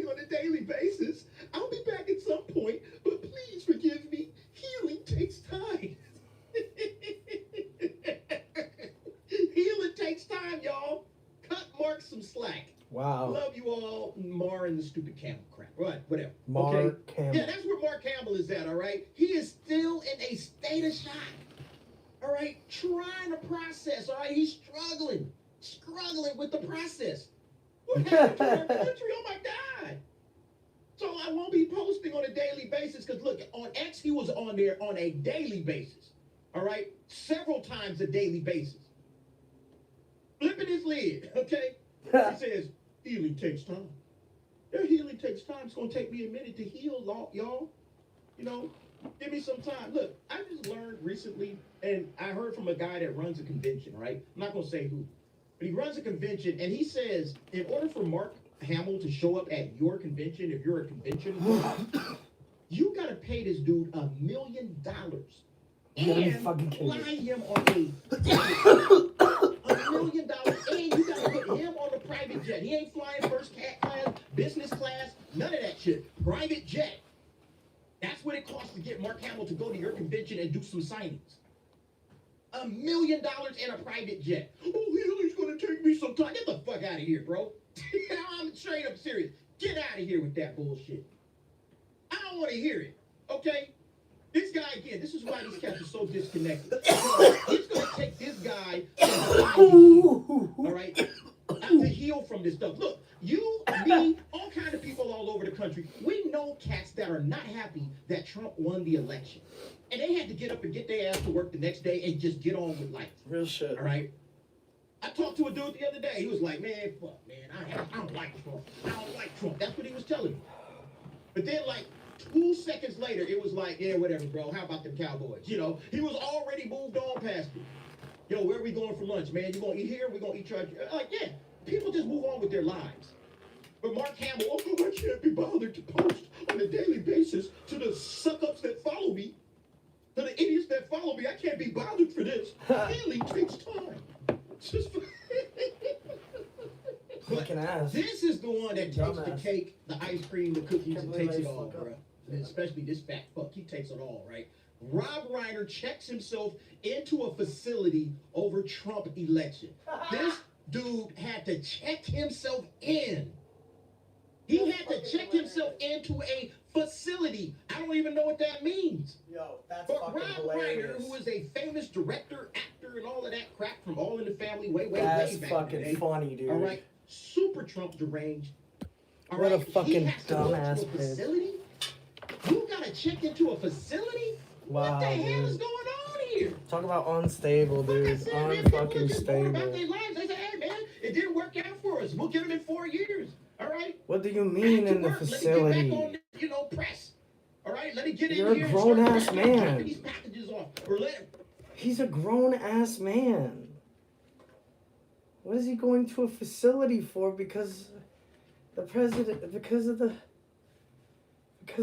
results of an election. I mean, this is Rob Reiner is a fucking clown, dude. What I gotta do? Hey, this dude gotta check myself. Oh my God, I can't believe Oh my God, man, this is insane. What is wrong with these people? This is too hilarious, man. Shout out to Marvin Montanaro on That Park Place. Yeah, let's blow this up a little bit. Let's read this, okay? Actor-director Rob Reiner checked himself into a facility today after a series of increasingly alarming blue sky posts in the wake of Donald Trump's election win. Yeah, of course he's on Blue Sky, okay? Yeah, Blue Fucking Sky clowns. is nothing but a bunch of deranged weirdos, man. Everybody over there on Blue Sky is a weirdo. At least the people that's posting constantly, man. That's where all the weird people went, all right? That's where they all went to. Reiner made a name for himself as the character Mike Meathead Stivic on the sitcom All in the Family, has not been taking the results of the 2024 presidential election well. An outspoken Democrat and activist, Reiner engaged in a prolonged social media meltdown that started when the election of Donald Trump was called on November Prolonged 5th. social media And he ended up on a meltdown. trip to a mental health facility. Fucking jackasses, dude. God, he's done lost it, man. He's off the deep end. The director of films like The Princess Bride and When Harry Met Sally left Elon Musk's X platform for Blue Sky, but quickly found out that it wasn't the social media paradise he assumed it would be. All the abuse and hate from Twitter has now spilled over to here. There seems to be no point anymore. Yeah, no shit. Wait. All the abuse and hate from Twitter has now spewed over to here. There seems to be no point anymore.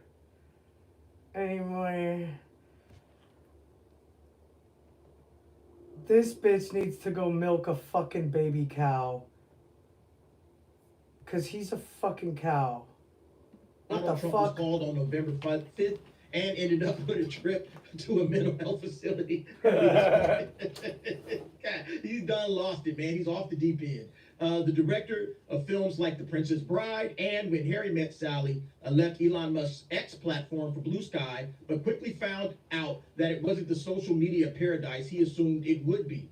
All the abuse and hate from Twitter has now spilled over to here. There seems to be no point anymore. Yeah, no shit, it spilled over there. You know why? You know why? Because all of the weirdos that you rock with on your side, they over there too. They did the exact same shit your weird ass did. They said, all right, man, I'm out of here. I'm leaving X. I'm going over here to Blue Sky. All right? You brought all the weirdos over there with you. Man, X has been lovely. It's been lovely, man. Not a whole lot of deranged X weird has shit been going on. lovely. It's like, man, nice and peaceful over here. I like it. You know, we having disagreements and stuff. People are kind of going back and forth, but it's not all of the derangement, okay? Just normal conversations. I've been having more of. It's nice. It's nice to read, man. Straight up. Let's see. On November 20, Rob Reiner it unleashed a series of posts on the platform that continued late into the night, ultimately culminating in his arrival at a facility for his mental health. All right, so here's where it started. First he said Republicans have no... What the fuck? Yo, I don't understand. Look. I'm not laughing at mental health issues. I'm laughing at this wealthy, well-to-do, old actor freaking the fuck out about the politics. Like, it's not just him. It's Mark Hamill is too, right? So it's just the level of drama, right? You're an actor, dude. Go play in a movie. Go put on a show. Okay, don't turn your personal life into a show because you don't like the politics. Because that is what it sees. So to me, it looks like they're bored. It looks like they don't know what else to do with their time, and so they think that they should use their status and platform to influence elections. I don't think celebrities do that in other countries at all, because they know it's not their job most of the time. But out there in Hollywood, they're out of touch. So maybe Rob Reiner thinks that he's signaling how good of a person he is. It could, because what do you do? Really? I mean, I'm thinking about being a man, waking up. I'm thinking about waking up Rob Reiner and just having nothing. Like, how do you get there? You got nothing better to do? How do you get there? I don't understand that. To having a mental breakdown over something like that. It seems it's either disingenuous or foolish, or I guess maybe he is really actually mentally ill, because nothing's even happened yet. Nothing's even changed yet. You know, like we still got JB in his chair. Nothing's happened. Why is this grown ass man working himself up like a Jennifer Aniston type or something? I don't get it. From Twitter is now spilled He's a over joke. There seems to be no point anymore. Yeah, no shit, it's spilled over there. You know why? You know why? Because all of the weirdos that you rock with on your side, they over there too. They did the exact same shit your weird ass did. Yes. They said, all right, man, I'm out of here. I'm leaving X. I'm going over here to Blue Sky. All right? You brought all the weirdos over there with you. Man, X has been lovely. It's been lovely, man. Not a whole Why don't they just call it blue-haired guys?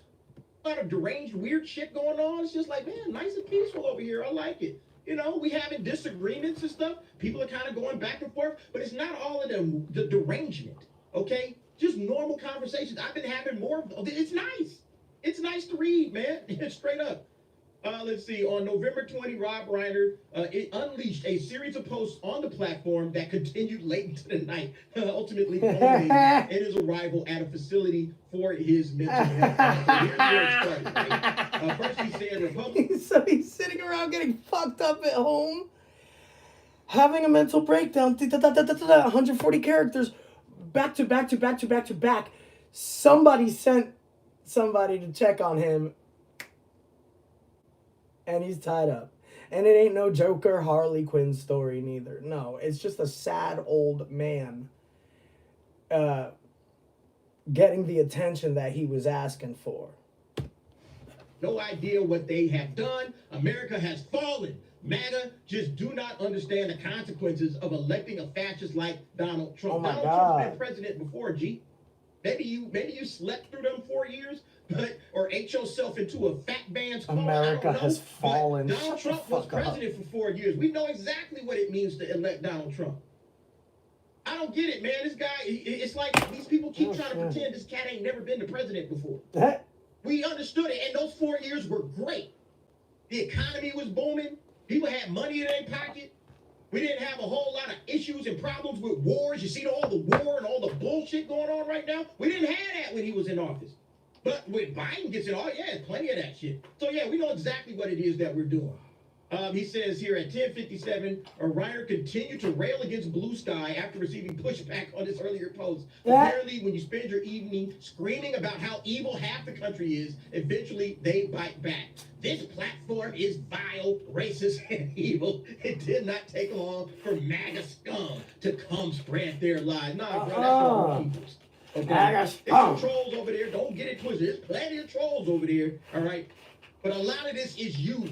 Seemingly disillusioned over the fact that Blue Sky was not the echo chamber he sought. Reiner's evening tantrum. Not the echo chamber he sought. Comedian and talk show host Ellen DeGeneres, who recently followed through on a pre-election promise, leaving the country over Trump's election. He says Ellen DeGeneres, whom I've known for a long time, is a beautiful and caring woman, had the right idea. She obviously does not want to be a part of a. Ellen DeGeneres is a baby-killing hag. Place that is filled with hate, evil, and fascism. Much respect to her for standing up to madness. Why don't you do what she did? If she had the right idea, instead of going into some mental health facility, get your ass out of the country. Follow her wherever she's going if you think it's going to be so much better, okay? She's gone, you follow her. What's the problem here, Rob?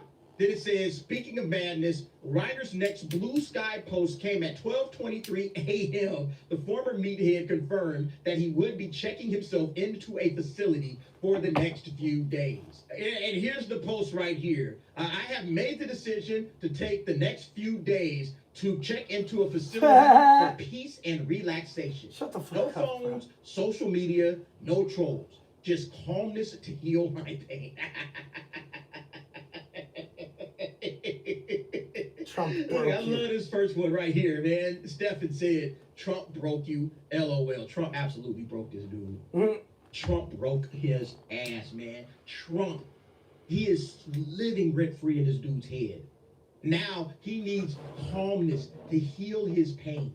No phones, social media, no trolls. Why do you have to be on social media? You can just turn your social media off, my guy. Just turn your social media off, turn off the phone, chill in your own crib. Why do you have to go to a facility for peace and relaxation? Chill at home. Again, this guy is a major Hollywood director. He probably can go anywhere he wants to. He can just sit in his own house. But he gets to check himself into a facility, man. I swear, he could not. This guy, you are evil. You're a dumbass. Yep. All true, all right? This guy's calling him evil. No, Trump broke him. Trump broke his clowns. Yikes, that's why you guys lost. 100%, man. That is exactly why these idiots lost. Why not just turn off your stuff and stay home? What the heck is a facility? I mean, in real talk. Just turn your phone off. That's what you do. Hey, man, you know what? I'm checking out of social media for a couple of days. Shit, Mark Hamill is doing that. He's going to a Vegas whorehouse. Mark Hamill said, nah, man, I'm just going to dip out of social media. Or the nearest I'm not gonna Kentucky. be on. Oh, yeah. The nearest KFC. They got him on that. My pain or whatever. If They this got dude him gotta on do the that. same thing, just do it. That's, oh my God, man. This cat is such a simp, man. Softer than Swear to baby God. shit.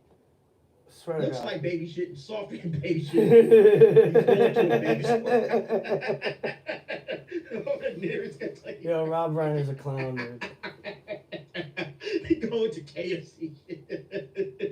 Only grease and flour is going to ease the burn.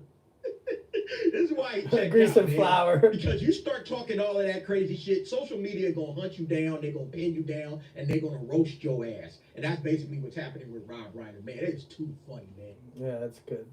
Guys, in the last week, we have just seen the entire culture that Disney has built around itself over the last 3 years completely crumble right before our very eyes. Because now the man who has launched 2 legal actions against Disney, with one accusing them of anti-male sexism, is now one of the leaders of the Trump administration. Go yourself. Is that clear? I hope it is. Hey, Bob.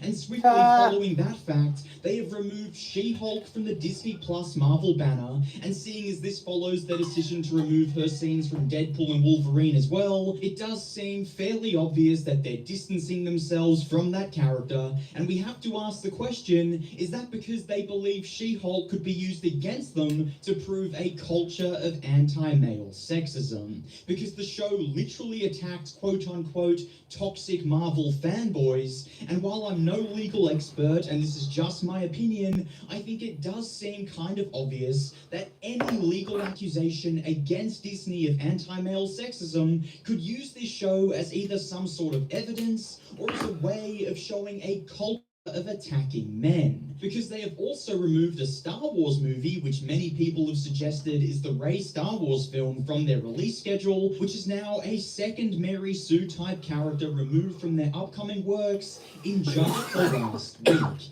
And we also hear inside reports from Disney Marvel that they are now apparently anti-Rey.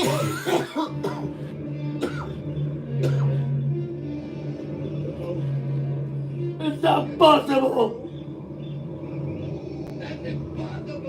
And so all this just goes to show that Disney are changing course, and they are changing course quickly. Yeah, this video but clips the are real on point. question is why. And I do think it's a fair question to ask if all these changes are being made because they are growing more and more scared that they're going to lose these lawsuits, which, even if they aren't big losses financially, are still terrible blows to the brand of Disney, which claims to be all about inclusivity and treating all people fairly. But if they end up being guilty of anti-male sexism and being guilty of illegally dismissing someone just for having a different opinion, it goes against their very branding and goes against the ethos that they purport to the masses. But it seems that the drama doesn't stop here, because the She-Hulk actress has reportedly gotten angry about all these changes. Oh, yeah? They're now apparently attacking Hugh Jackman for some reason. And we'll get into all of that after a super quick word from today's sponsor. And as we all know, in modern Hollywood, it's very hard to get the real thoughts and opinions of our favorite actors and celebrities. However, I do think I figured out a way to do so, and that's through Polly AI, a chatbot app that has over 10 million downloads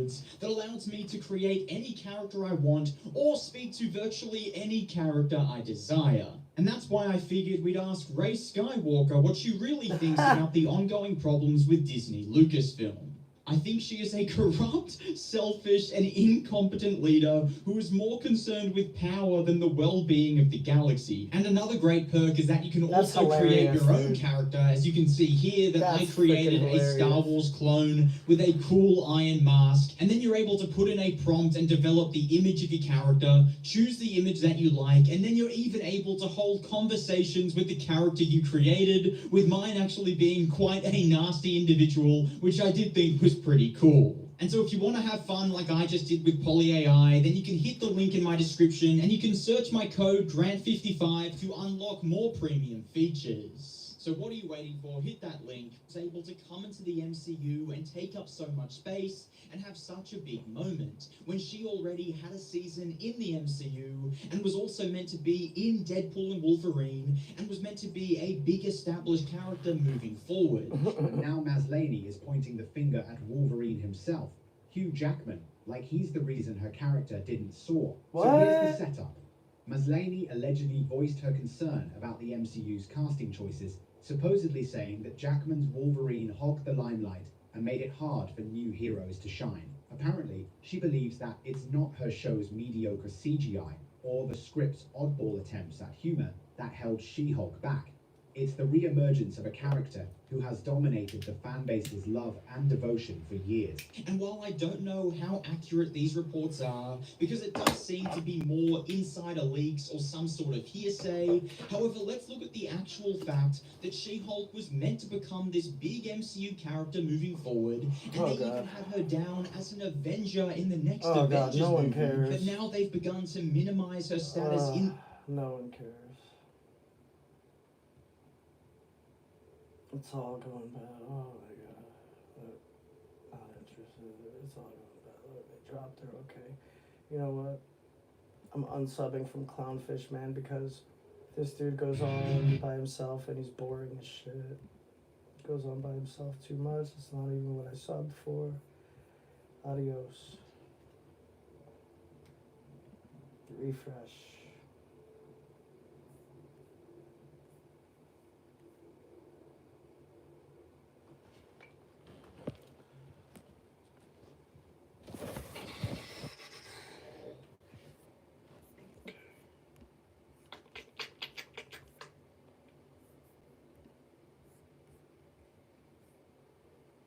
Leaked woke trailer? Holy shit.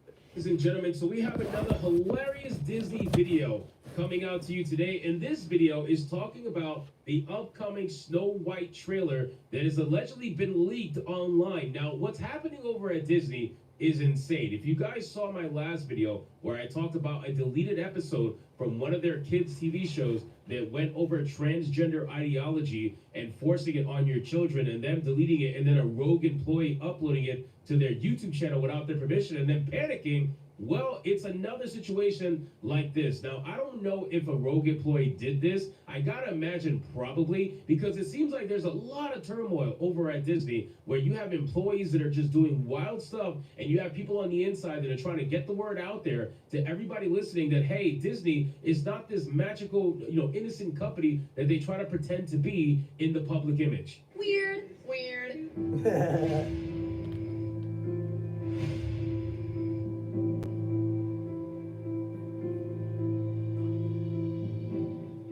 Now, we have an article here from That Park Place with a headline that reads, parts of the upcoming Snow White trailer have allegedly leaked online and show a drastic change in narrative. Now, I want to make something very clear. I don't think anybody's ever shocked at the fact that Rachel Zegler's Snow White is going to be something that is going to be similar to the original, right? I don't think anybody thinks that. I think it's pretty obvious that Snow White is going to be a girl boss. There's no doubt about it. She's made it very clear in every single one of her interviews that she has had where she wants to make Snow White into this stunning and brave queen, like a literal queen, like a leader. No prince, no nothing, doesn't care about the prince. She's probably going to end up saving the prince most likely instead of the other way around. It's just a very typical feminist story being retold through the eyes of the modern lens. So again, let's get into this article, guys, from That Park Place. But of course, before we do, if you are new here, just consider hitting that subscribe button. I would greatly appreciate it and like the video to push us out into that YouTube algorithm. So it says Rachel Zegler said Snow White doesn't need a prince to save her in the upcoming live-action remake of the Walt Disney classic.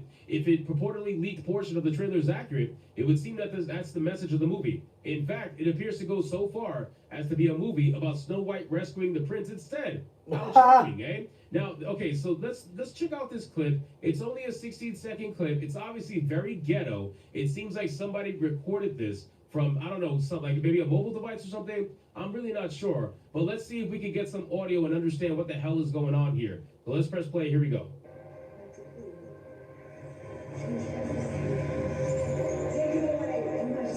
What did you say? You know, I really don't remember you being this opinionated. Okay, so that little clip right there, she says, I don't remember you being this opinionated. Chances are Snow White is going to be that kind of, queen leader. Kind of, I don't really know how to really explain it, but it's very clear that this is not going to be the same Snow White. And then on top of that, the prince is in captivity, and now you have Snow White trying to get him out of captivity. So it's very clear that this is going to be something where she's going to try to take control of the entire situation. I want to see if I thought I heard something. Let me play this one more time. Hold on. What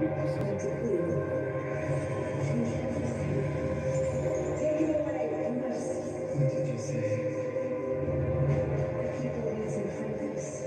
The people need some kindness. Interesting. You know, I really don't remember you being this opinionated. Okay, so you know what this seems like? This seems like somebody went to some showcase and used their phone to record this and is waiting to the last couple of days to release it. That's what it looks like. Because it doesn't look like somebody's looking at this from a computer screen or something like that. It seems like they're in a theater. So chances are they got an exclusive showing, and now they're dropping the information for everybody to see. Then it says the unaffiliated X account. Here's the best part about all of this. It's not just a video. It's an X account was made for this, which is hilarious, by the way. So whoever's in charge of this X account is risking it all to release this shit early. The unaffiliated X account, Snow White 25, appears to have leaked footage of the trailer early. And though the account missed the release date, thinking it would be November 18th, other trailers for films dropped within that 48-hour period that may have caused Disney to rethink the timing. How to Train Your Dragon, for example, released on November 19th. Now, if you look at this tweet right here from this account, this is the account right here. It showcases the pictures, obviously, which all of them seem like kind of, I don't know, a little bit ghetto. And there's actually another clip here. Hold on, let's watch this clip. Oh, it's only a 2-second clip. Okay, so it shows, hold on, Snow White. She might be looking at the mirror. That's how that looks. I really can't tell, to be honest with you.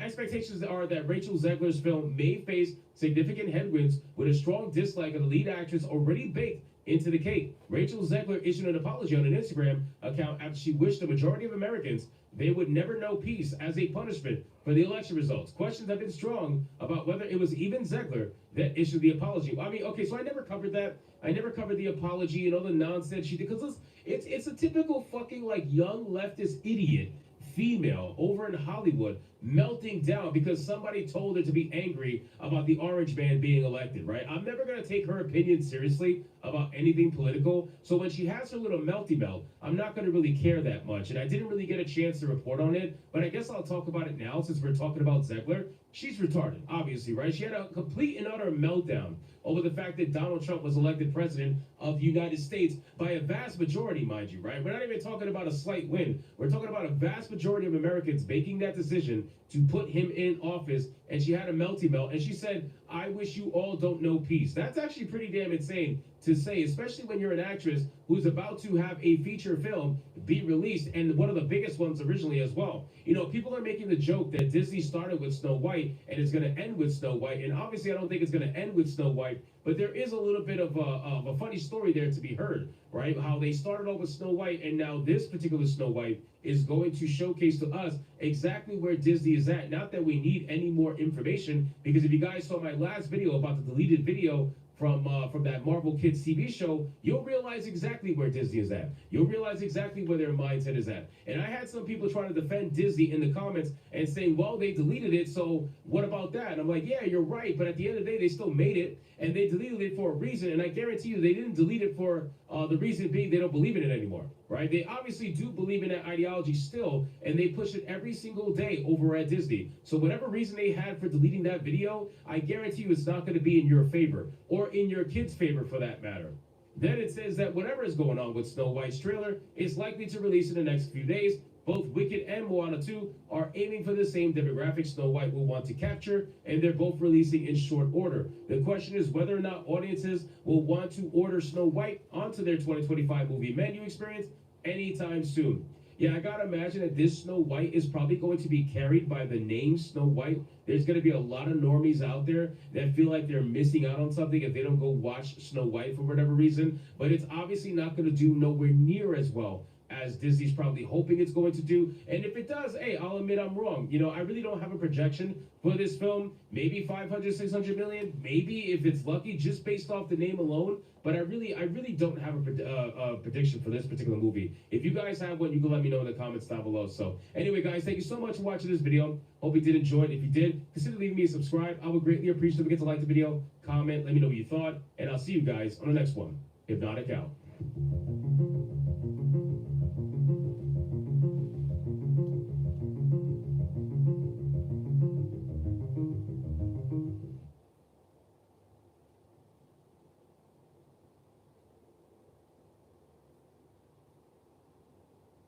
Really happened to Lawrence? That's the question I set out to answer nearly 2 years ago, after coming across some new information that indicated there might be much more to Lawrence's story than we've understood. In the previous 2 episodes of this limited series, we've seen that some of the most popular interpretations of Lawrence's actions and timeline might be inaccurate, having been informed by an incomplete record of evidence. In this episode, we'll focus on Lawrence's unusual post-mortem path, expanding upon one of the main conclusions from this series, that Lawrence didn't establish the healing church.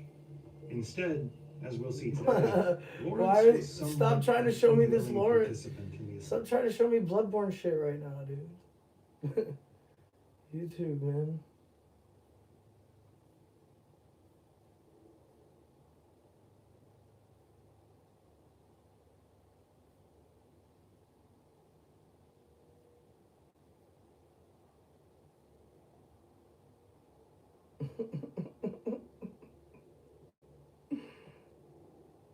Rachel Zegler video goes viral.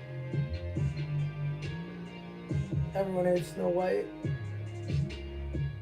Rachel Zegler has been in the news a lot over the past few weeks after her insane meltdown over the Trump election, when she not only criticized Trump, which, hey, 90% of people in Hollywood probably do at some point, but she went specifically after Trump voters and Trump supporters and Trump fans. This is after posting a video where she said, if you're not voting for Kamala, unfollow me. I don't need your business. Telling over half of the audience for her Disney live-action bastardization of Snow White to go fuck themselves. That's what she did. And of course, she was forced to bend the knee and give this fake-ass apology. Nobody takes that seriously. It looks like it was written by a PR firm and copy-pasted by Rachel Zegler.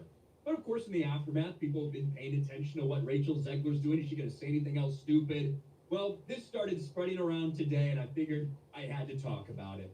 Disney's Snow White Rachel Zegler has a lot of talent. How do you make an apology video this insufferable? And then I saw this from Tara Bolt. Disney's new Snow White Rachel Zegler apologizes for comments about Trump supporters. When you ignore her opinions on politics and go see the movie? And let's just listen. Oh, Rachel Zegler, she put out another video. She said something else. That's crazy. Let's listen.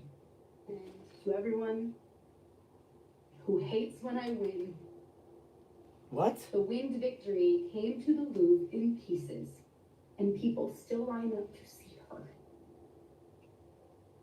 And I can only hope. What's she talking about, dude? That despite my flaws, and despite my cracks and my breaks, and there are many of them.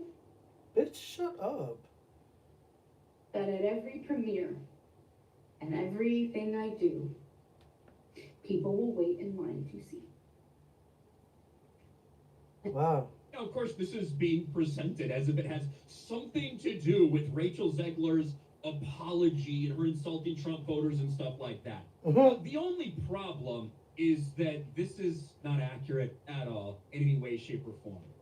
This is an old video because I had seen it before. I had recognized it because it's not like we haven't talked about Rachel Zegler recently. I knew I had seen this video before. It's about something else. This is in the aftermath of other Snow White backlash, and this was before I think Hunger Games released and all of this.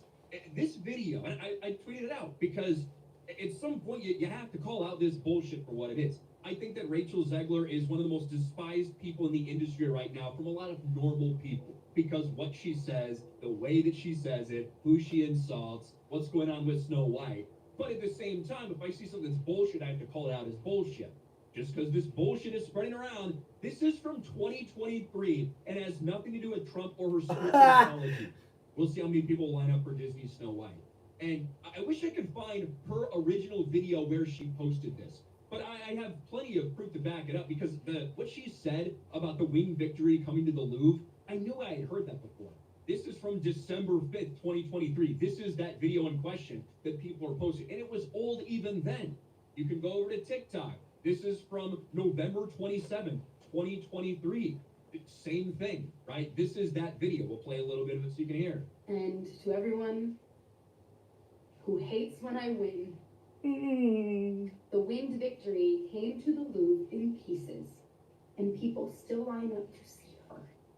Right, this is that video. And even in the post, you can see it was recorded 9 months ago. I believe it came out in January or February of 2023. That's how old this is. And, you know, if you want to criticize kind of her tone and what she's saying while talking about it, and this video is more about her talking about things that have gone on maybe in her personal life, if you listen to the entire thing. But as much as I dislike Rachel Zegler and despise Rachel Zegler as an actress and what she's doing right now and attacking so many people, I gotta call bullshit when I see bullshit. There's plenty of valid reasons to call her out, and if you want to think that this kind of just goes towards her mindset in general, that's perfectly fine. Don't try to attach this and pretend like she just put this out, like this is a follow-up to her apology or anything like that, because quite frankly, it just isn't. A lot of engagement farmers do not care whether something's true or false. They just want to get clicks. I care. I care if it's accurate. And so I will continue to call stuff like this out.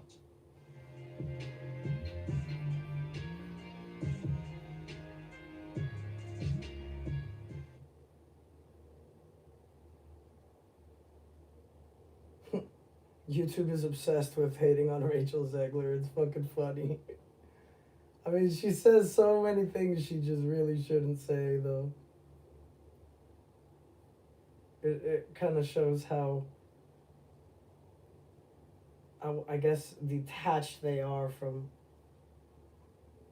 what normal people are like.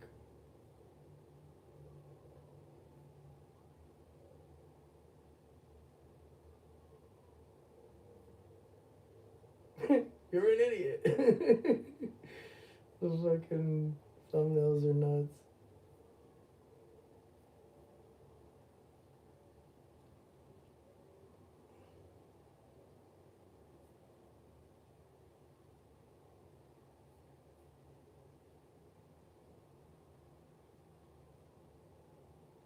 What's this?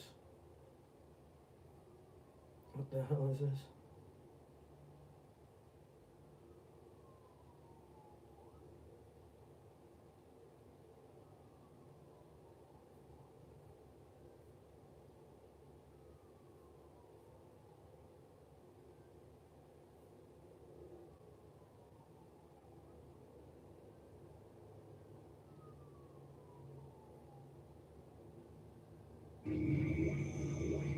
What's up, space pirates?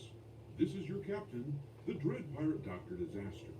And at this point, it really is beyond me as to why someone in the video game industry these days would make the brain-dead decision to hire Sweet Baby Inc. after witnessing the aftermath within all the game studios that they've worked with. I'm a failure. We have yet another case of a studio which hired Sweet Baby Inc. that is now suffering through some debilitating layoffs. This time, it's the studio Heart Machine, which made the games Solar Ash and Hyper Light Drifter. Many of you may not be aware, but this studio's upcoming title, Hyper Light Breaker, was actually worked on by Sweet Baby Inc. This is a screenshot of the old configuration of Sweet Baby's website where they used to showcase the games they were working on, and right there you can see Hyper Light Breaker. We got one!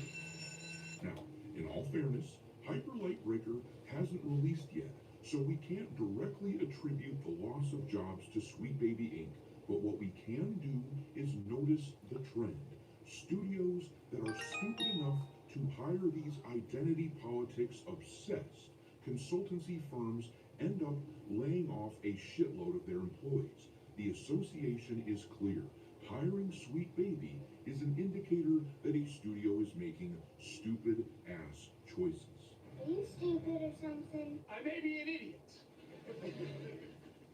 but I'm not stupid. So yeah, it sounds like Heart Machine is laying off a bunch of people, and it's happening right before the holidays, which is extra shitty for the people who are losing their jobs. You can certainly argue that Sweet Baby didn't cause these job losses, and I hear that, but one thing is for sure, as evidenced by the fact that Sweet Baby themselves don't advertise the games they're working on their own website any longer. Sweet Baby doesn't add any value to a studio. At this point, they're more like leeches, sucking resources from anyone foolish enough to hire them. I don't feel so good.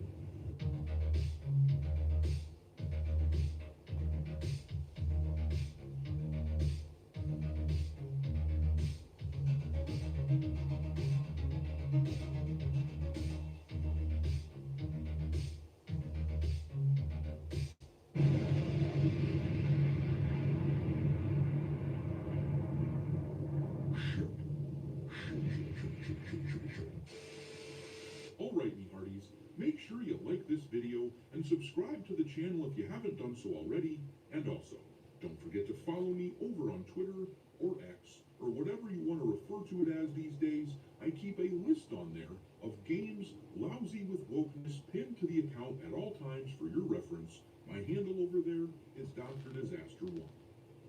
But alright, let's take a look at the layoffs that are taking place in Heart Machine, just another example in a long string of them of video game studios that are suffering in the current market.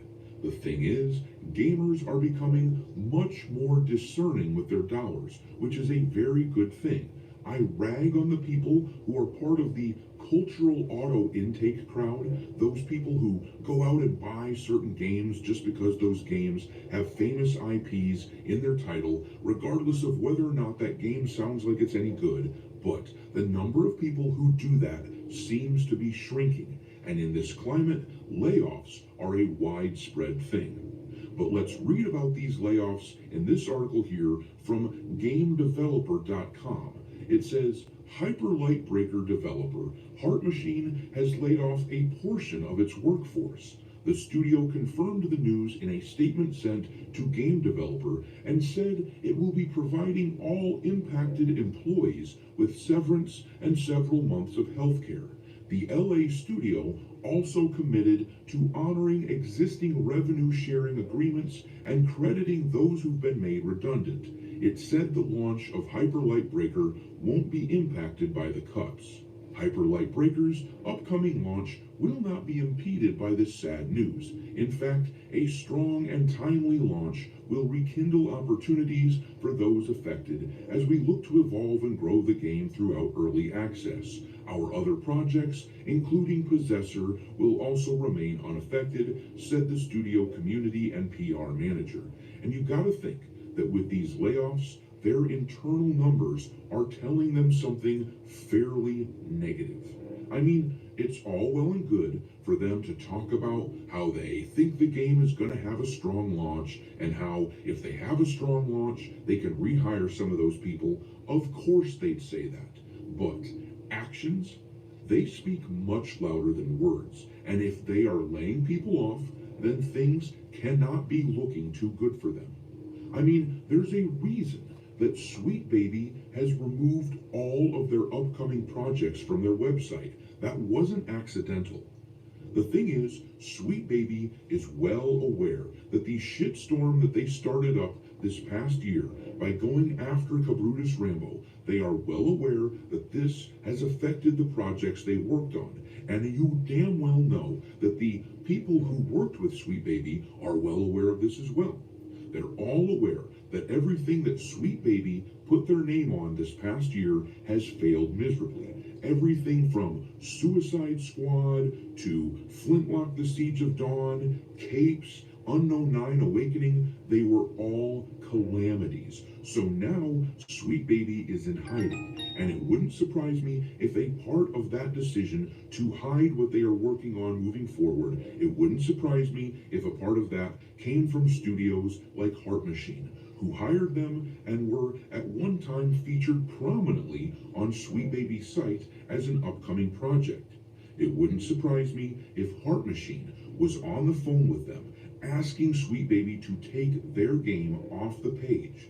They can likely see their internal numbers aren't looking good. The projections for the sales of Hyper Light Breaker are probably not looking very good at all. And you've got to think that Hyper Light Breaker hasn't even gotten a lot of attention from us yet, the anti-woke gaming crowd who highlights this stuff. This game is on my list of games that you should avoid. It's on Cabrutus's DEI detected list, but there hasn't been a whole lot of awareness spread on this upcoming release.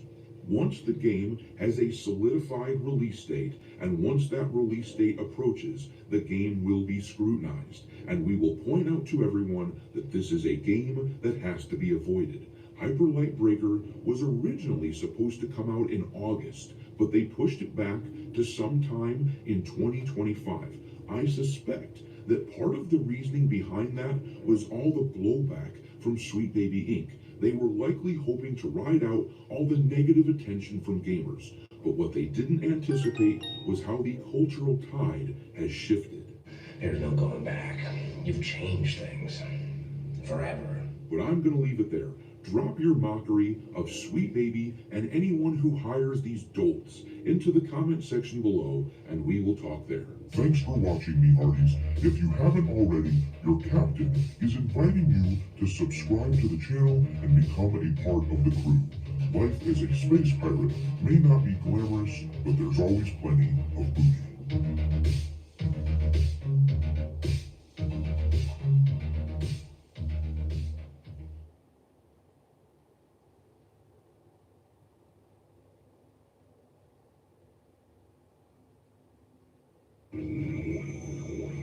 What's up, Space Pirates? This is your captain, the certifiably suave Dr. Disaster. And some words get used so liberally that they're frequently used out of place, and eventually they have virtually no meaning in our culture any longer.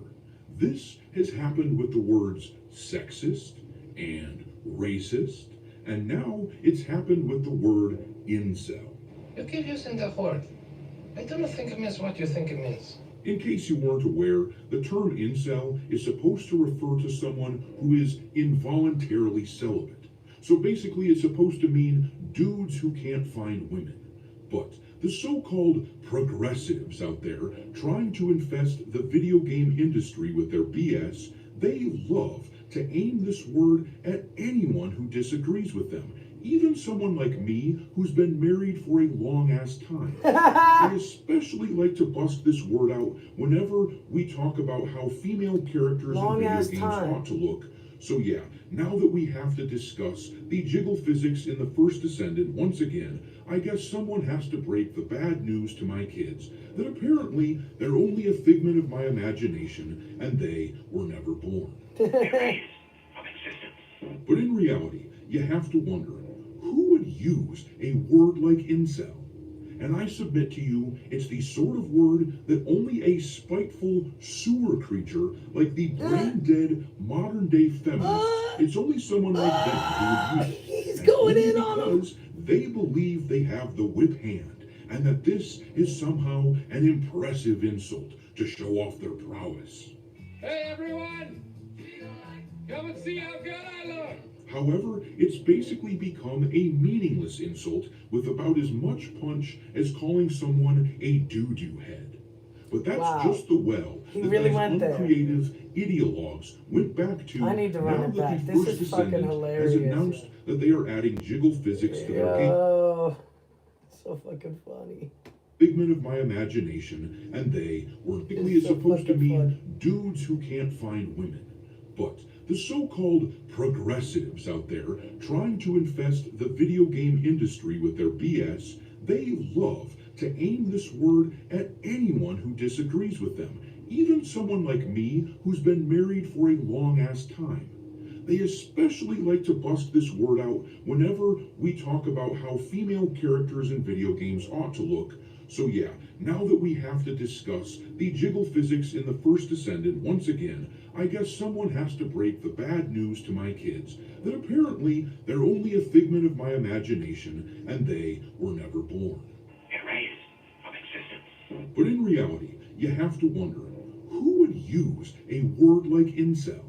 And I submit to you, it's the sort of word that only a spiteful sewer creature like the brain-dead modern-day feminists, it's only someone like them who would use it. And only because they believe they have the whip hand, and that this is somehow an impressive insult to show off their prowess. Hey everyone! Come and see how good I look! However, it's basically become a meaningless insult with about as much punch as calling someone a doo-doo head. But that's just the well that these uncreative ideologues went back to now that the first Descendant has announced that they are adding jiggle physics to their game. I covered this topic the other day, discussing how the access media is seething over this fact.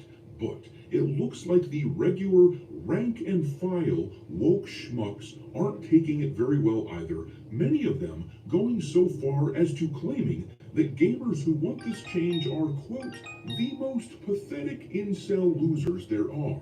All I know is that at this point, anytime they call me a name, I just wear it as a badge of honor. Oh, wait, you're serious? Let me laugh even harder.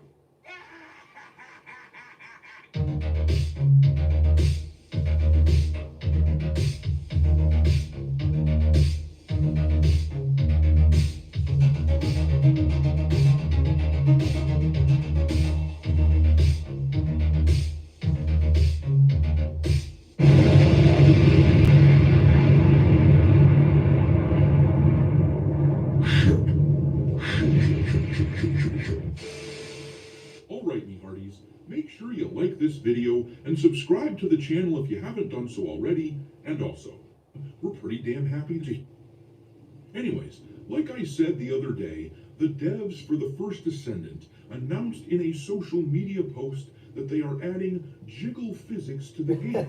Naturally, people who play the game were pretty damn happy to hear about the upcoming changes, but the folks who don't play it, and probably weren't ever going to play it, those people were pissed off and disappointed, though I can't really understand why when you think about it, because these are the same people who tell us all the time that if you don't like a game, then don't play it. As an example, many of us don't like the addition of Yasuke, the black samurai character being added to Assassin's Creed Shadows. We think that it's silly pandering to have the main character of the game who is someone that is not an Asian man.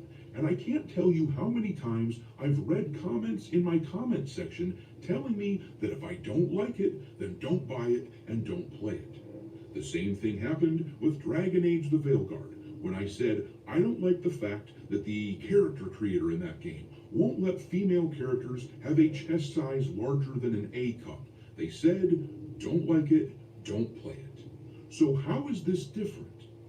And of course, the answer to that rhetorical question is that it isn't. And really, these people are just steaming piles of blatant hypocrisy, in the same way that they were drooling over the characters in Hades 2 earlier this year, and they drooled over Asterion in Baldur's Gate 3, and they thought it was super cool that you can sleep with a bear in that game. It really seems positive across the board, except when it comes to males looking at attractive female characters. And really, that just reveals an awful lot about their personal insecurities. That tells me that these people are jealous trolls who despise the female form because their personal form isn't particularly feminine.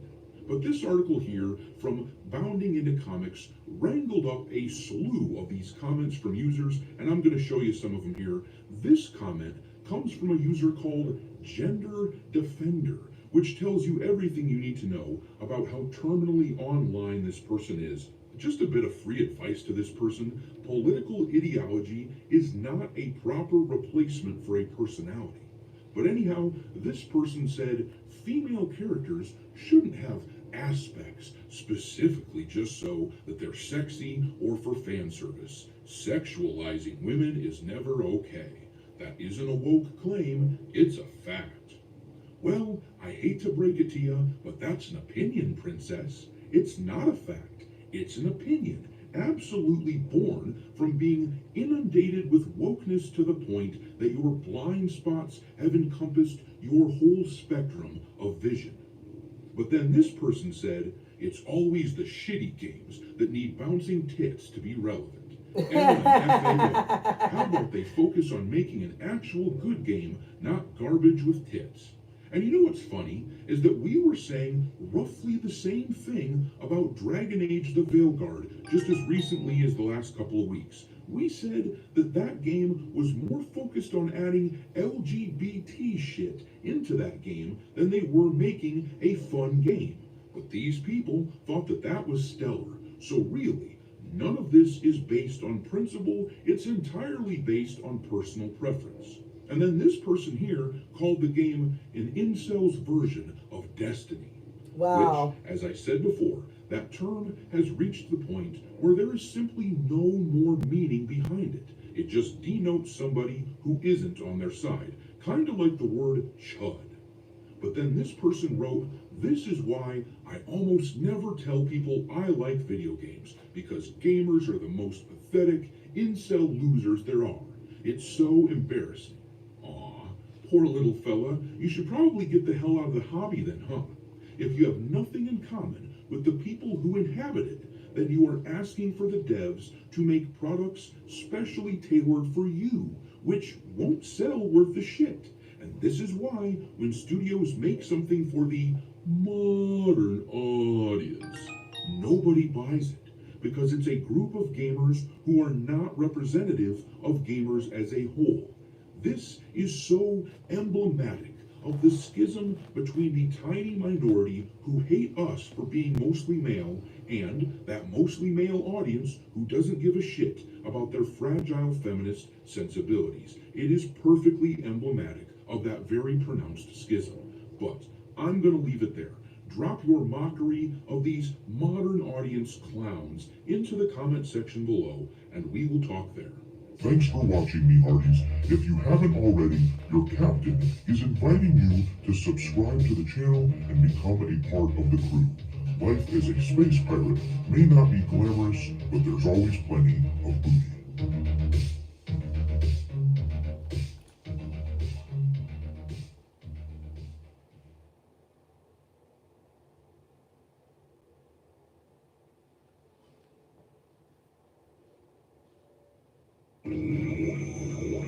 What's up, Space Pirates? This is your captain, the Dread Pirate Dr. Disaster. And if you're ever looking for a barometer as to whether or not you're making the right choices, you can always count on the Access Media to inform you. If the Access Media starts harumphing your actions, then you know that you're doing well. I didn't get a harumph out of that guy. Harumph. Harumph? You watch your ass. And that is what we have going on here with The First Descendant, the free-to-play looter-shooter from Nexon, who has just announced that they are adding jiggle physics to the game in order to cater to the gamers who have been asking for this since the beginning. This is such an obvious win for a game that has been not at all bashful about having good-looking female characters that it's kind of astonishing that it wasn't already included. I have come here to chew bubblegum and kick ass. And I'm all out of bubblegum. But predictably, the Access Media who are beholden to the HR department sewer creatures who can't stand the fact that people prefer looking at things like jiggle physics in games instead of looking at them. They are having a bit of a snarky little tantrum over this announcement. They really can't handle the fact that this is being done despite the fact that popular opinion is the reason that it's added in the first place. And it shows in the way that these absolute clowns are responding to this announcement, because these screeching harpy feminists working in access media, along with their whiny little simps, they just cannot handle the female form.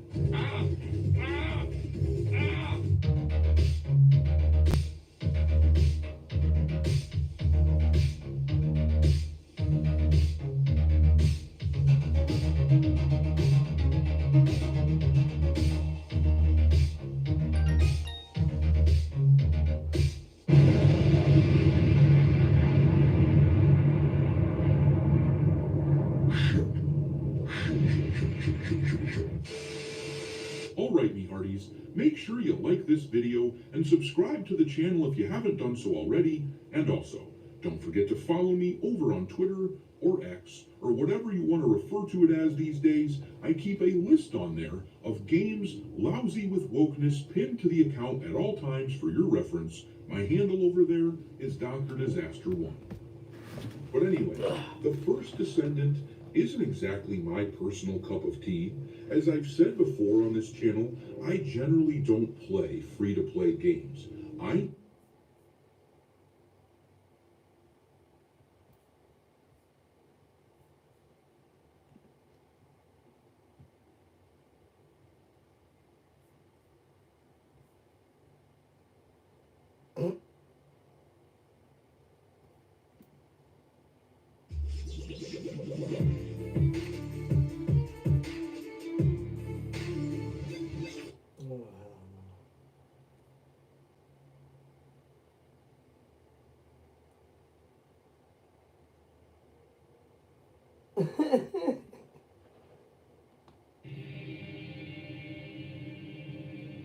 Jimmy Kimmel loses it with Rachel Zegler backlash.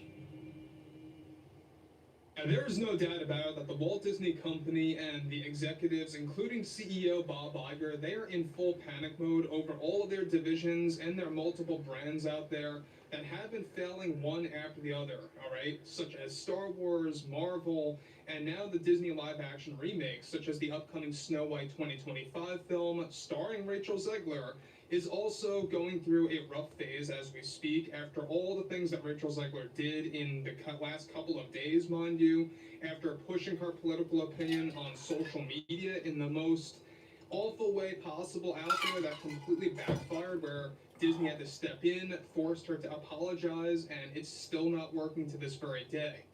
This is Mike Zero. Subscribe if you're new and like this video to see future updates. You can also follow me at Mike01. I thank you also very much for the great and kind support. So there are many talking heads out there that are willing to protect Disney at all costs, all right? Not just because they are employed or are a part of their business, but they also take it on a personal level. Yes, we're talking about Joy Behar. Yes, we're talking about Whoopi Goldberg. But the biggest one of all, Jimmy Kimmel, all right, via the Jimmy Kimmel live show, he is now actually in full force to protect Rachel Zegler and to protect the Snow White 2025 film, and is taking it on a personal level. Let's discuss, shall we? Now, one thing about all of this is that we know that Rachel Zegler is by far one of the most insufferable actresses in the film industry, not just because she is very self-absorbed when it comes to her overall personality, but she attacks the general public left and right for having a different opinion, and for also calling out for what the Snow White 2025 film really is all about. It's all about an ideology, it's all about an agenda, and, well, she actually says it's quite the opposite. Now, what's interesting about this has a lot more to do with Jimmy Kimmel and what he's doing right now with the whole Rachel Zegler backlash situation. Now, with the Walt Disney Company and all of their divisions going through serious cutbacks and gaining so much backlash, one monumental development now involves more to do with Rachel Zegler and her impact on the company and her recent behavior based on recent decisions that were made. Now, one major development now going on involves Jimmy Kimmel and how he is actually offended over the Rachel Zegler backlash behind the scenes. Now, already the ABC executives, including Jimmy Kimmel, have come to a deal that was organized by the Walt Disney Company to create a form of damage control to save Rachel Zegler's career. As Jimmy reportedly takes this very personally and shares her political opinion as well, already Kimmel is preparing to have Rachel Zegler on his show, the Jimmy Kimmel Live Show, by this December or January the latest, to not only promote Snow White, but to also call out the critics of Rachel Zegler, where both Rachel and Kimmel are planning to play the blame game train by labeling this as a politically motivated boycott for the film. Already Kimmel had gone through numerous conversations with Zegler, where she is set to make a massive and lengthy speech to the general public on the Jimmy Kimmel Live Show, where she will blame misogyny, sexism, and bigotry as the source of why her career is now in shambles, according to her. And this argument that she will be addressing will be organized completely by Jimmy Kimmel, who again is taking this on a personal level since he is a fan of Rachel Zegler through both her acting and politics. To make matters even worse for both Rachel and Jimmy Kimmel is that already some Disney board of directors are warning the ABC executives that put this together as well, that this will only make things worse and will also backfire, while other Disney board members are in full support of this swift move that was also organized by Disney CEO Bob Iger, who is working with Jimmy Kimmel hand in hand to help turn this movie into a success since they can't afford a major loss in 2025, especially a film that centers on a character embedded in pop culture between the 1937 film and the Brothers Grimm tale that brought the Snow White character to life. Now guys, let me just say one thing about this. Now, Jimmy Kimmel takes a lot of things personally. It's not a big shocker that he's taking the Rachel Zegler backlash personally as well. And to be quite honest, I think it has a lot to do with the connection that he has with her because of how inflammatory her comments and her beliefs really are when it comes to her political views and how she spews that on social media. I think Jimmy Kimmel looks at that as a form of inspiration. Just my take on that, to be honest. But that's why they have a connection there. That's why he's taking this personally. Now again, Jimmy Kimmel, like I said just a couple of seconds ago, he takes everything personally. He takes a lot of things on a personal level, not just because he's employed by Disney, but anyone who is associated with Disney and they go through a lot of backlash, he protects them like no tomorrow. He did the same exact thing with Mark Hamill. He did the same exact thing with director Rian Johnson in The Last Jedi. And that's just to name a couple of scenarios that occurred within the past couple of years. I mean, I can go on So and on he's a this all Disney day. simp. But Rachel Zegler, all right, very much an insufferable actress, definitely outperforming Amandla Stenberg, Brie Larson, Tatiana Maslany. She's really at the top of the list right now. And it's only making matters worse. Now, to continue on here, this is where it really goes downhill, is that Rachel is the one, of course, who also worked with her agent and manager to set up the dates for the Jimmy Kimmel Live show to get her argument out to the public and into the mainstream media instead of just social media. This is said to be Zegler's only option since other media outlets, believe it or not, declined to allow Zegler on their program to do such a thing. These programs were not associated with the Walt Disney Company, by the way, or ABC. In addition to all this, Zegler is also set to make this speech and will present herself challenging the public by standing beside Jimmy Kimmel, literally, on stage for one of the upcoming episodes. An exact date is still in the works right now, but it is geared for the holiday season. So that's right around December, late November, you know, the later days of this month, more leaning toward December.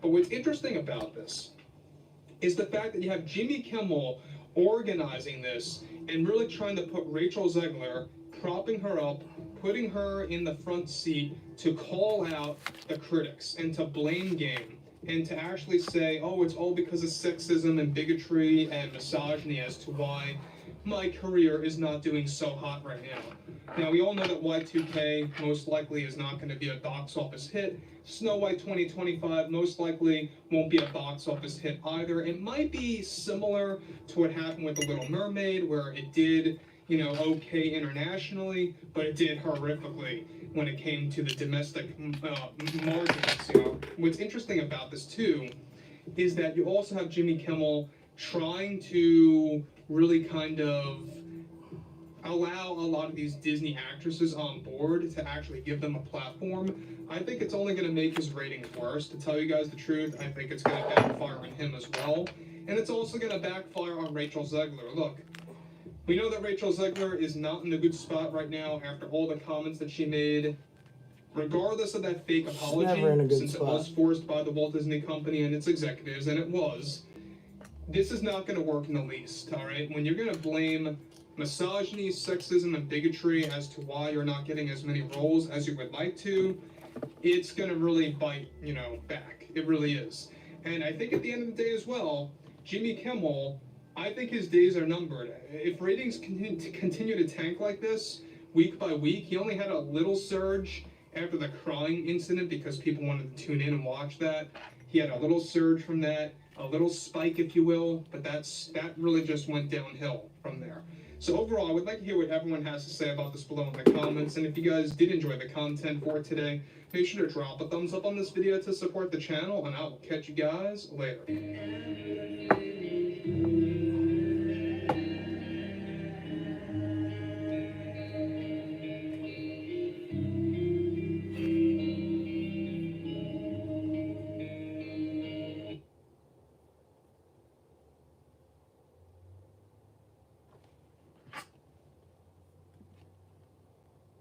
And gentlemen, looks like we have yet another Sweet Baby Inc. game to talk about. Now, this particular video game is not quite out yet. I ended up looking it up on Steam DB, and there doesn't seem to be a release date yet on Steam, let alone anywhere, so I really can't find anything. If you can find anything, let me know in the comments down below. But we have another SBI game, and this particular game is called Hyper Light Breaker. And the reason why we're talking about this game is because they're doing something that we don't normally see too often, at least it's not mentioned anyway, and they are laying off people right before they release their game, almost as if they know what's about to happen. And they even say in what we're about to read that apparently if the game does well, then they're willing to hire back people. It's almost as if they know that the clusterfuck is about to go down. Tonight at 11.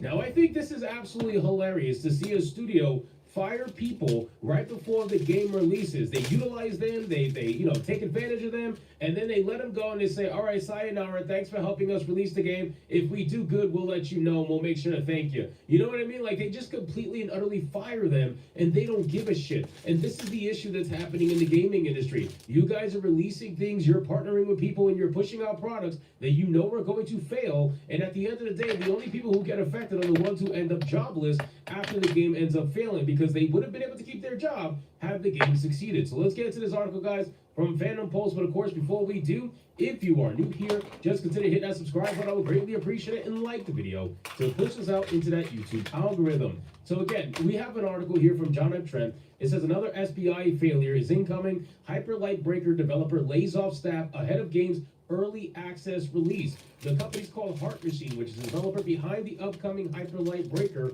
which was worked on by Sweet Baby Inc., announced that it is already laying off staff before the game even releases to early access on Steam. Now, keep in mind, this is talking about early access release. We're not even talking about an actual release. Again, I went over to SteamDB just to check out this game really quick to see if there was anything I could find out about it. One thing I will say is that ironically, this game actually has a lot of followers on Steam for the kind of game that it is. If you go to the chart, you'll realize that not only is it number 52 on Wishlist, but it has 35,000 followers on Steam. That's not necessarily a super small number, especially considering the size of this video game. I mean, you guys got to keep in mind, Star Wars Outlaws only has about 6,000, 7,000 followers on Steam, and that is a AAA game from Ubisoft. So just think about that for a second. That's really not that terrible. So I wonder what this game is going to do when it actually comes out. Now, of course, it is partnered with SBI, so you got to imagine the death note there is going to be pretty drastic, but still, 35,000 followers on Steam for a game like this is not that terrible. Then it says a report from James Batchelor at Games Industry revealed that the company dismissed a portion of its workforce, although it's unclear which departments this has affected. The company's community manager, Yi Zhang, claimed that the layoffs will not affect Hyperlight Breaker's release. Zhang even appeared to imply that laid-off employees might be able to rejoin the company, depending on the game's success. In fact, a strong and a timely launch will rekindle opportunities for those affected as we look to evolve and grow the game throughout early access. Yeah, so basically here's what it is. They use these people to make the game, right? And now they are going to keep the people around that can keep the game running, right? Whether it's community managers, certain developers, whatever, they're going to keep people around to keep the game running. And everybody else who is involved in making the actual game and creating the actual game, yeah, you got to get the hell out. You know, you got to get the hell out. You're done. We're not going to pay your salaries while we're maintaining this game. Are you out of your mind? Hell no. Get out, and we'll pay you maybe later down the road if the game succeeds in early access. Otherwise, if it flops like most SBI games, then we're just going to fire everybody anyway, so it really doesn't matter. This is an insane strategy by this particular studio, and I find it actually pretty damn hilarious. Hyperlight Breaker was one of the games that Embracer Group retained after it sold off Gearbox to Take-Two Interactive Software, Inc. back at the end of March. The game had also been added to Sweet Baby Inc. Detective Steam Curated Group, given Sweet Baby Inc. revealed it had worked on the game in regards to world building, story structure, and character development. So it seems like they've got their hands in this game pretty heavily in terms of the overall story arc and characters and whatnot. So that's going to be pretty bad considering for this video game. Hyperlight Breaker is expected to go into early access in Steam sometime in 2025. Okay, so not even John F. Trent has released. So nobody has a release date for this game. It's sometime in 2025. It could be at any point, the beginning, the end, who knows? But it's sometime in 2025. So we are still a ways off from this game being released, and people are already realizing it's with SBI. You gotta imagine this is going to hurt the game's overall, I guess popularity and whatnot. I don't know if this is considered an indie game or a AA game. I'm really not sure. I don't know what this game's budget is. I'm sure that it's not as high as some of the other games SBI has worked on. So hopefully the game at least has some sort of success that can make up its budget relatively quickly. But still, considering that they're firing people before the game actually releases, I don't really think they have a lot of faith in what they're going to provide to customers.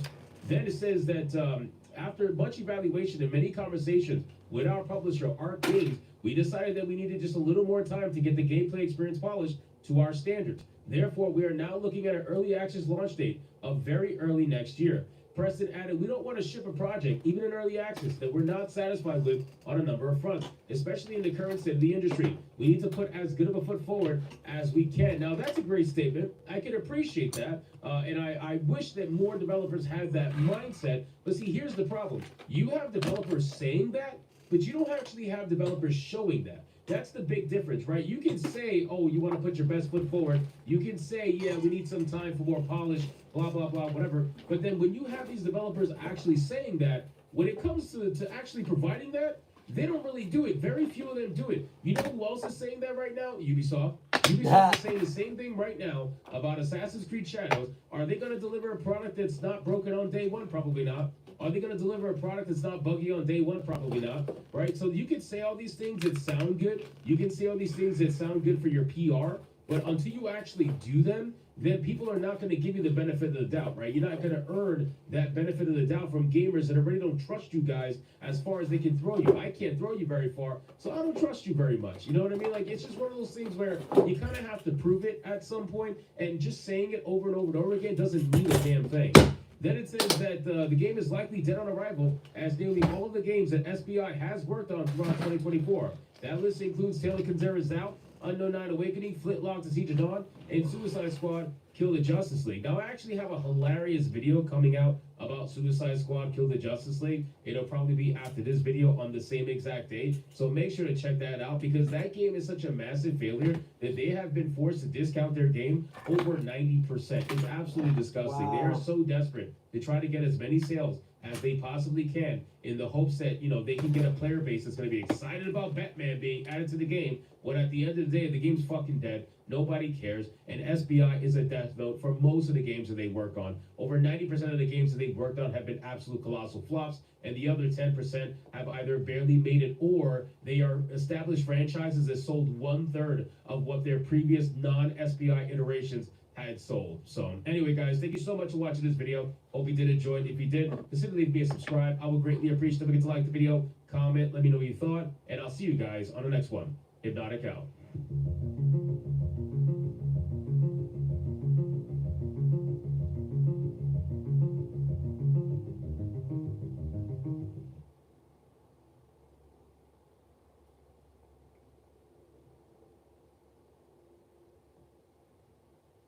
It's Endymion, and there's quite a bit to cover in this video, from Assassin's Creed's executive producer admitting that Shadows is awful and full of inconsistencies. And Endymion is a savage, man. I love this guy. Press, which then spills the conversation into a much larger problem that encompasses entire organizations like the Gaming Magazine and more. And that's gaming as in Gayming, by the way. The rock goes deep, fellas. And once you see it, you won't be able to not notice it going forward. So, let's get into it. Firstly, Assassin's Creed Shadows. This will be the next nuclear level disaster that will be coming to us in the near future.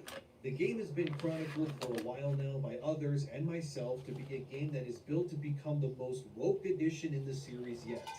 I've exposed this game aplenty already for adding Yasuke due to Black Lives Matter protests and trying to appeal to DEI. In order to secure sales and more, this has now brought us to the executive producer of Assassin's Creed as a whole, whose name is Mark Alexis Cote. He was recently at an event called the External Development Summit, or XDS for short.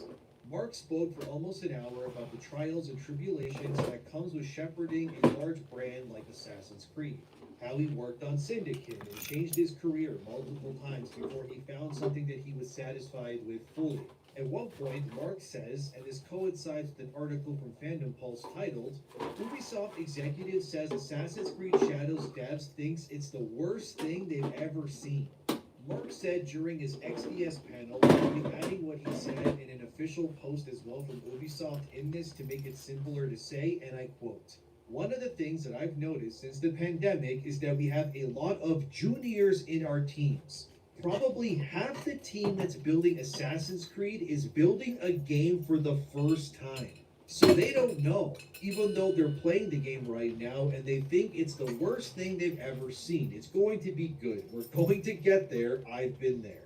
I remember my first time on Assassin's Creed like it was July and the game was shipping in October and I was like, there's no way this thing ends up shipping. Oh, 91 Metacritic. Oh, okay, this is good. So I was wrong because it's not good until it is.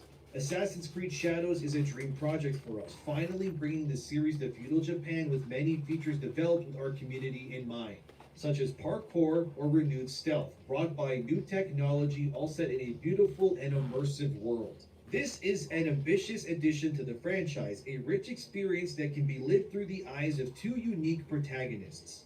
But we realize we need more time to polish and refine the experience, pushing further some of our key features." End quote. Oh my god, so Mark admits that the game is currently in a state that even the developers themselves who are working on it are admitting that the game is bad, which is, come on, that's not a vote of confidence. Especially considering this XDS interview was published just 2 weeks ago, meaning if things were set to what they were originally planned as, then the version of Shadows that these developers are playing right now and are admitting that it's the worst thing they've ever seen, it would have actually came out the day before this video goes live, because Shadows' original release date was November 15th, 2024. Meaning they are not admitting this level of incompetence and bad game design on something that was not ready to ship, like a beta version of the game or something instead. This is the feature-complete version of Shadows that these devs are playing that was meant to go to retail right now. And even then, they're admitting that it isn't up to snuff, which means we can only imagine what the review scores and the player reception would have been for this game had it released right now as it was supposed to. Likely it would have gotten torn apart by reviews and players would be memeing plenty of moments throughout the game to show Ubisoft's incompetence when it comes to understanding and presenting a feudal Japan setting through this franchise. As I was told by sources, this delay that they're using for Shadows is not to necessarily fix much of the gameplay. Those systems, as I'm told, have been pretty much finalized for a really long time now. Anything they're working on right now, it has to do with the way things are presented in the game to avoid further backlash. Like I said a month ago or so, I was told that Yasuke's hip-hop battle theme will be removed from the game because it obviously makes zero sense for him to have a battle theme with music that objectively would not exist during that era at all. And it's extra on the nose since they gave him hip-hop music simply because he's black. Very cool. Very cool. Very cool. Way to go, Ubisoft. You just keep hitting it out of the park. From what I've been told, this delay won't save this game, and the February date will likely get pushed back even further because the game likely won't hit that February date as of right now. And the next projected date is mid-March 2025, which I leaked in a call form I was sent by someone who worked at Ubisoft. Regardless, nothing will really save this game. It's already plenty cooked. As if this wasn't already eye-roll worthy enough, during another recent interview Mark had, but with the New York Times, he decided to say this. We want people to be passionate about history. What does that mean? Stay true to well-documented moments and historical figures, but not shying away from having a critical point of view and defying cliches to go beyond what is the accepted truth. Oh boy, here we go. Go beyond what is accepted truth is corporate speak for we're going to shove DEI into it and push a narrative within a setting that has no business being there in the first place. I, like many of you, loathe this kind of storytelling. In case you don't know, female ninjas never existed either. They were simply popularized by Japanese novelists to sell books, and Yasuke, he has been disproven so many times already, so there's no point in repeating it. The point here is that Mark Alexis' code is clearly trying to shift the narrative to favor his company's selected truth when it comes to the story and what it means to them. They hate that they've been called out and exposed for months now because unlike their opinions that constantly shift, the internet, unfortunately for them, is forever. And we know this Shadows game is not being designed in good faith, and to admit openly on stage, in front of people that not only is Shadows not a good game according to your own devs, but then to further admit that more than half of your team working on Shadows are juniors, that's crazy, dude. Because that's exactly what I was told and reported on before as well, and people called me a liar for it. That the vast majority of Shadow's development team are either people new to the industry or have never worked on an Assassin's Creed game before. And as I was told by sources, is that Ubisoft heavily relies on outsourcing anything that is even remotely challenging to development to seasoned contractor devs instead. Because the people that they've hired largely can't fulfill the job requirements that are set for them. And this is one of the biggest reasons why DEI is killing everything. Because they're just hiring people based on things that have nothing to do with skill or talent. Is the combat in Assassin's Creed Shadows any good? Well, a black queer woman worked on it. Okay, but is the combat any good? It doesn't matter because a black queer woman worked on it. And that is how they go. It's always interesting that they got ousted for another moronic idea to push in Shadows as well. Eurogamer recently reported that Shadows will have a battle pass in the game. Yeah, you heard that right. A single-player game will now have a paid cosmetic battle pass that you can grind through as you play it. This was data mined by users, and tons of images were shared on Reddit showing the actual paid cosmetics and free tiers available in Shadows. Unfortunately, I can't show you them either way because the Reddit thread that did post the images, they actually ended up getting DMCA, which means that what was being shown was absolutely 100% real, and Ubisoft didn't really want people to see it. But from what was described, they are truly going to paywall content that could easily be obtained in the game at launch, by the way, behind another paywall as you play it. And it's all the usual stuff, new armor, cosmetics, weapons, mounts, getting new skins as you progress through this battle pass. This would all tie into the Animus Hub, which is supposed to be this all-in-one launcher for Assassin's Creed games in the future. Think of like Fortnite's launcher, but instead of zero build or player-made modes, of course, it's just different Assassin's Creed games instead. Personally, I don't think that fully priced games should have battle passes, especially if your game is single-player only. Sure, okay, we know that Shadows will eventually get a co-op mode, but it's not at launch. But this game is not some massive open-world multiplayer game in the same way as, say, I don't know, World of Warcraft, or even something like Warframe.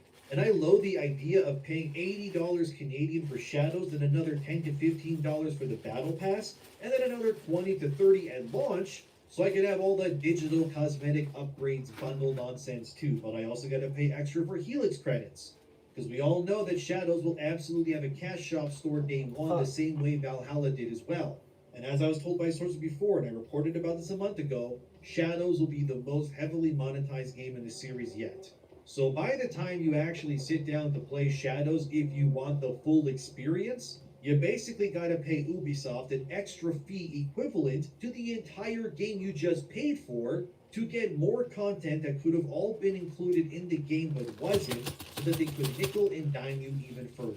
It's gross, I hate it, and I can't imagine paying somewhere near $200 or more about a game where a black samurai is mowing down Japanese people in their home country and a gender-locked female shinobi who never would have existed either.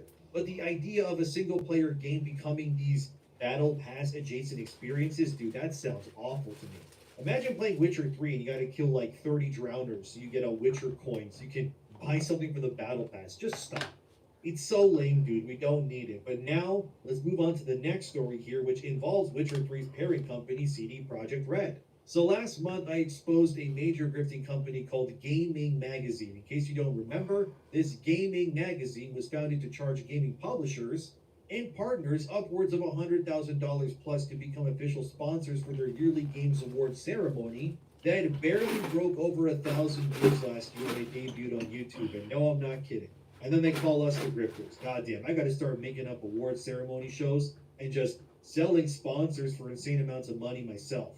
Anyway, the gaming magazine is tied to a lot of the usual people that you've come to find attached to many different games that have also been ruined by DEI.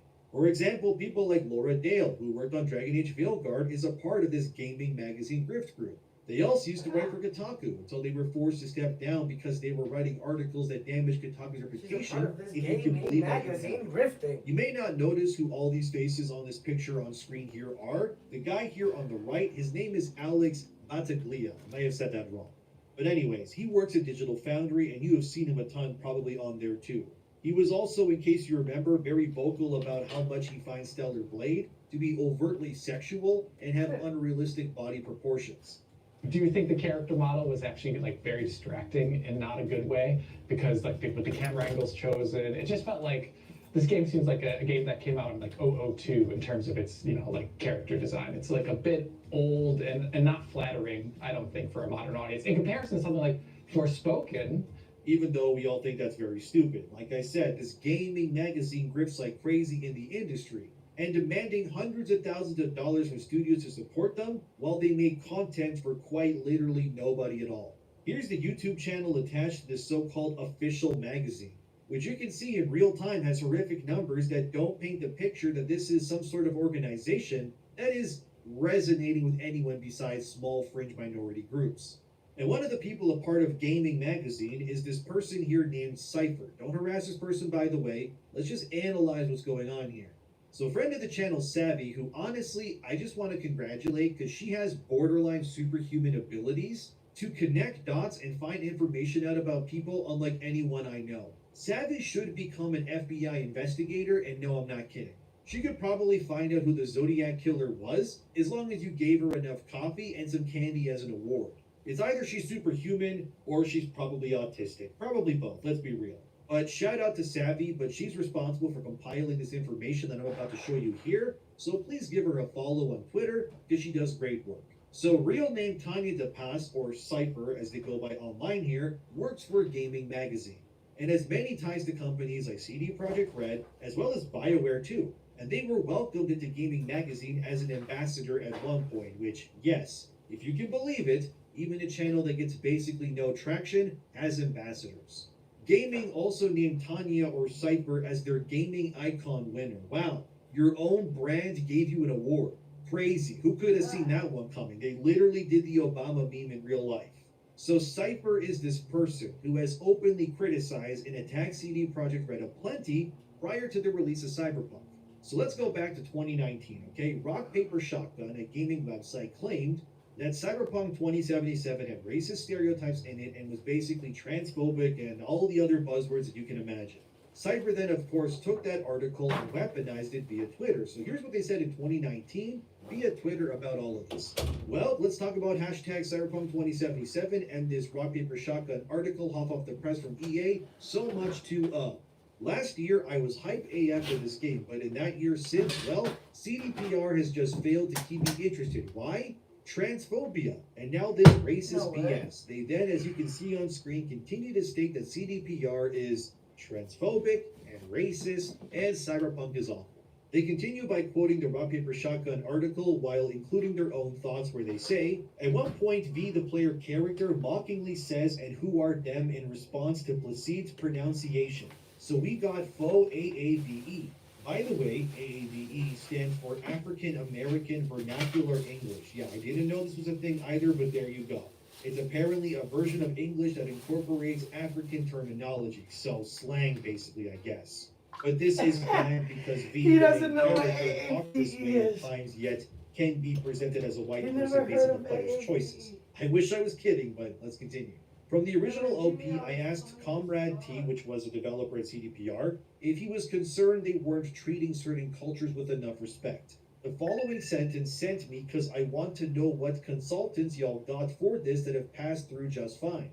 Obviously, we're paying a lot of attention to representing different groups respectfully. You know there's always a risk. Of course, we have it in the back of our heads that we need to be careful about this.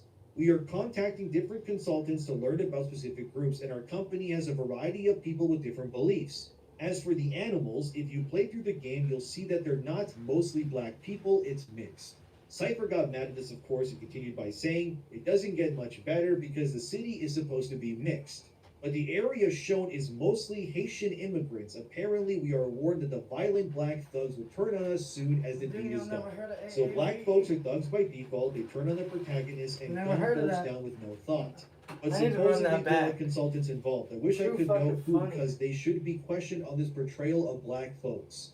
I know we can't know because NDAs, and often enough, if a consultant is pulled in, it may be too late if hard assets, VA work, and such has already been done, which can cause a huge... Hang on. And Demion never heard of no AAVE. Damn, how far back I need to go? Okay, way because like with the camera angles okay, chosen, they're dissing Stellar like, Blade. Okay, right. This here. game seems like a game that came out in like 002 in terms of its, like character design. It's like a bit old and not flattering, I don't think, for a modern audience. In comparison to something like Forspoken, even though we all think that's very stupid. Like I said, this gaming magazine grips like crazy in the industry, and demanding hundreds of thousands of dollars from studios to support them while they make content for quite literally nobody at all. Here's the YouTube channel attached to this so-called official magazine, which you can see in real time has horrific numbers that don't paint the picture that this is some sort of organization that is resonating with anyone besides small fringe minority groups.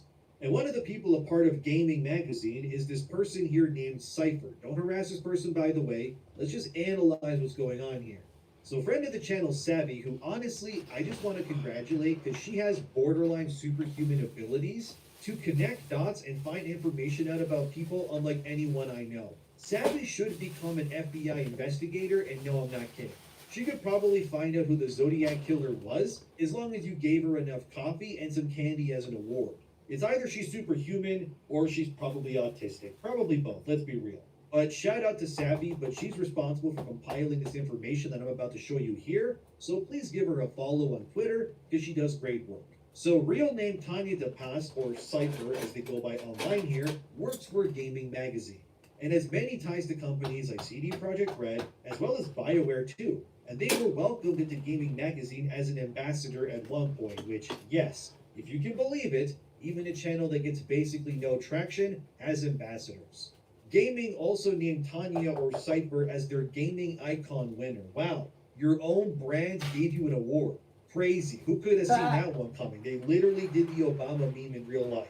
So Cypher is this person who has openly criticized and attacked CD Projekt Red aplenty prior to the release of Cyberpunk. So let's go back to 2019, okay? Rock Paper Shotgun, the gaming website, claimed that Cyberpunk 2077 had racist stereotypes in it and was basically transphobic and all the other buzzwords that you can imagine. Cypher then, of course, took that article and weaponized it via Twitter. So here's what they said in 2019 via Twitter about all of this. Well, let's talk about hashtag Cyberpunk 2077 and this Rock Paper Shotgun article hot off the press from EA. So much to Last year, I was hype AF for this game, but in that year since, well, CDPR has just failed to keep me interested. Why? transphobia, and now this racist BS. They then, as you can see on screen, continue to state that CDPR is transphobic and racist, and cyberpunk is awful. They continue by quoting the Rock Paper Shotgun article while including their own thoughts, where they say, at one point V, the player character, mockingly says, and who are them, in response to Placid's pronunciation. So we got faux AAVE. By the way, AAVE stands for African American Vernacular English. Yeah, I didn't know this was a thing either, but there you go. It's apparently a version of English that incorporates African terminology, so slang basically, I guess. But this is bad because V, the main character, talks this way at times, yet can be presented as a white person based on the player's choices. I wish I was kidding, but let's continue. From the original OP, I asked Comrade T, which was a developer at CDPR, if he was concerned they weren't treating certain cultures with enough respect. The following sentence sent me because I want to know what consultants y'all got for this that have passed through just fine. Obviously, we're paying a lot of attention to representing different groups respectfully. You know there's always a risk. Of course, we have it in the back of our heads that we need to be careful about this. We are contacting different consultants to learn about specific groups, and our company has a variety of people with different beliefs. As for the animals, if you play through the game, you'll see that they're not mostly black people, it's mixed. Cypher got mad at this, of course, and continued by saying, it doesn't get much better because the city is supposed to be mixed. But the area shown is mostly Haitian immigrants. Apparently, we are warned that the violent black thugs will turn on us soon as the deed is done. So black folks are thugs by default, they turn on the protagonist and gun folks down with no thought. But supposedly there are consultants involved. I wish I could know who, because they should be questioned on this portrayal of black folks. I know we can't know because NDAs, and often enough, if a consultant is pulled in, it may be too late if art assets, VA work, and such has already been done, which can cause a huge delay depending on how their feedback is acted upon. CDPR had already shown they are not interested in doing better in how long it took to can that social media manager, or in co-opting a trans activist hashtag for adverts. My skepticism grew after the stereotypical way the pro-tag's partner was showing to speak, the Spanglish, and terrible way he acted. I had few hopes any other race would be treated better if they appeared in the game at all. This could have been great. I don't have much hope for it to get better or be better at launch. Thankfully, there's too many other things coming out the same time next year to be deeply invested in 2077. I just wish it wasn't such an expected but still disappointed reaction to most games these days. Also, save your hot takes, it's just gonna get you muted or blocked. Of course it will. So as you can see in 2019, the self-proclaimed gaming consultant was really mad about Cyberpunk 2077's depiction of black people, saying that the game is dead on arrival and misuses terminology apparently and much more. Then in 2020, which is the year Cyberpunk released, Cypher's entire stance on CDPR and Cyberpunk just completely changed. As Savvy discovered, which you can see on screen here, Cypher ends up proclaiming publicly that they were sent a free gaming chair from CDPR, with Cyberpunk's name clearly labeled on the chair themselves. They even admit that they were sent this item for free by the studio. But it doesn't end there. Next, Cypher publicly displayed that CDPR even sent them a free collector's edition of Cyberpunk 2077 for the PS4 when the game first released, even hashtagging it, calling it a PR gift that was sent to them as a gesture of goodwill. As if that wasn't enough, they even got sent food in the form of macarons and an edible Cyberpunk treat by CD Projekt Red. And they again showed this on social media as being another thank you that was sent to them, but that's not all. Here's Cypher sitting in their brand new Cyberpunk chair they got sent for free, now showing off their brand new NVIDIA GeForce RTX 3090, where they say thank you to NVIDIA for sending them the latest and greatest tech to play Cyberpunk at launch. Of course, they are also suddenly a NVIDIA partner, and they hashtag Cyberpunk 2077 and all that because now they're suddenly very happy to check out the game. Of course for free because they did not pay for any of this. Finally, we have Cypher again publicly displaying that they were also sent a Rockstar Energy Drink Cyberpunk 2077 mystery box that they got sent to open on a live stream later to promote the game.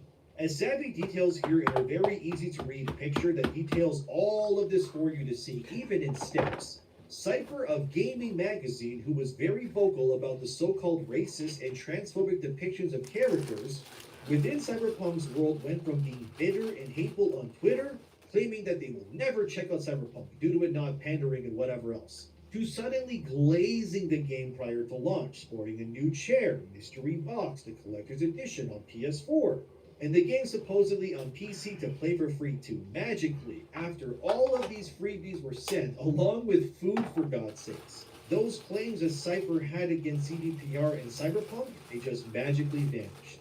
What you're seeing there, viewer, is the direct connection between these DEI consultants like Cypher and the parasitic relationship that me and others keep pointing out to you. That these consultants, the sweet babies and such, all of them form a perfect circle where they give good gaming press as long as said companies butter them up and shower them in gifts so they can brag about it on Twitter for their mutuals to see. Is it any surprise that people who work at Digital Foundry, BioWare, CDPR, Gaming Magazine, and more are all intrinsically tied to one another in more ways than one? But wait, of course, there's more too. In 2023, Cypher, or Tanya DeHaas, then publicly revealed that they were named as the chair of the governing board for Take This. In case you don't know, Take This is another gaming consultant group that, by the way, was in fear of going under just a month or two ago. And they were publicly begging for at least $80,000 from anyone to keep the consulting firm open because they weren't exactly being used as much as they would hope. Of course, they somehow managed to secure funding and will remain open for the foreseeable future. And yes, the same person who pressured CDPR into giving them free stuff, which magically then made their problems with Cyberpunk's supposed transphobia disappear once the check clears, also sits at the top of Take This, which further grifts money from gaming companies to offer their services that benefit nobody but themselves. There's also more grifting and buttering up to be shown as well. Just a bit ago, Cypher was also sent the collector's edition of Dragon Age Veilguard free of charge from EA and BioWare as well. That they, of course, showed again on Twitter to flex on mutuals, showing, hey, look at me, I'm getting free stuff, and you aren't, because I'm in with the right people. So why am I showing you all of this? Well, firstly, because it's laughably stupid and ridiculous for one, but also because these are the sorts of people that these gaming companies are employing and, they want them for consulting. The sorts of people whose morals and standards immediately shift or even disappear as soon as money comes flowing in and free merchandise is given to them. And this is the true face of the gaming industry. The people who claim you need to listen to them or you're racist or transphobic, they're all basically lying to you, and they can easily be bought and paid for as long as you can do it. And in reality, if I wanted Sweet Baby Inc. or Gaming Magazine to like me in the future, I just need to send them sandwiches, donuts, and maybe a free game for someone like Cypher, and on pattern recognition alone, they would no longer think that I'm evil or whatever, as long as I keep feeding them food or free items instead.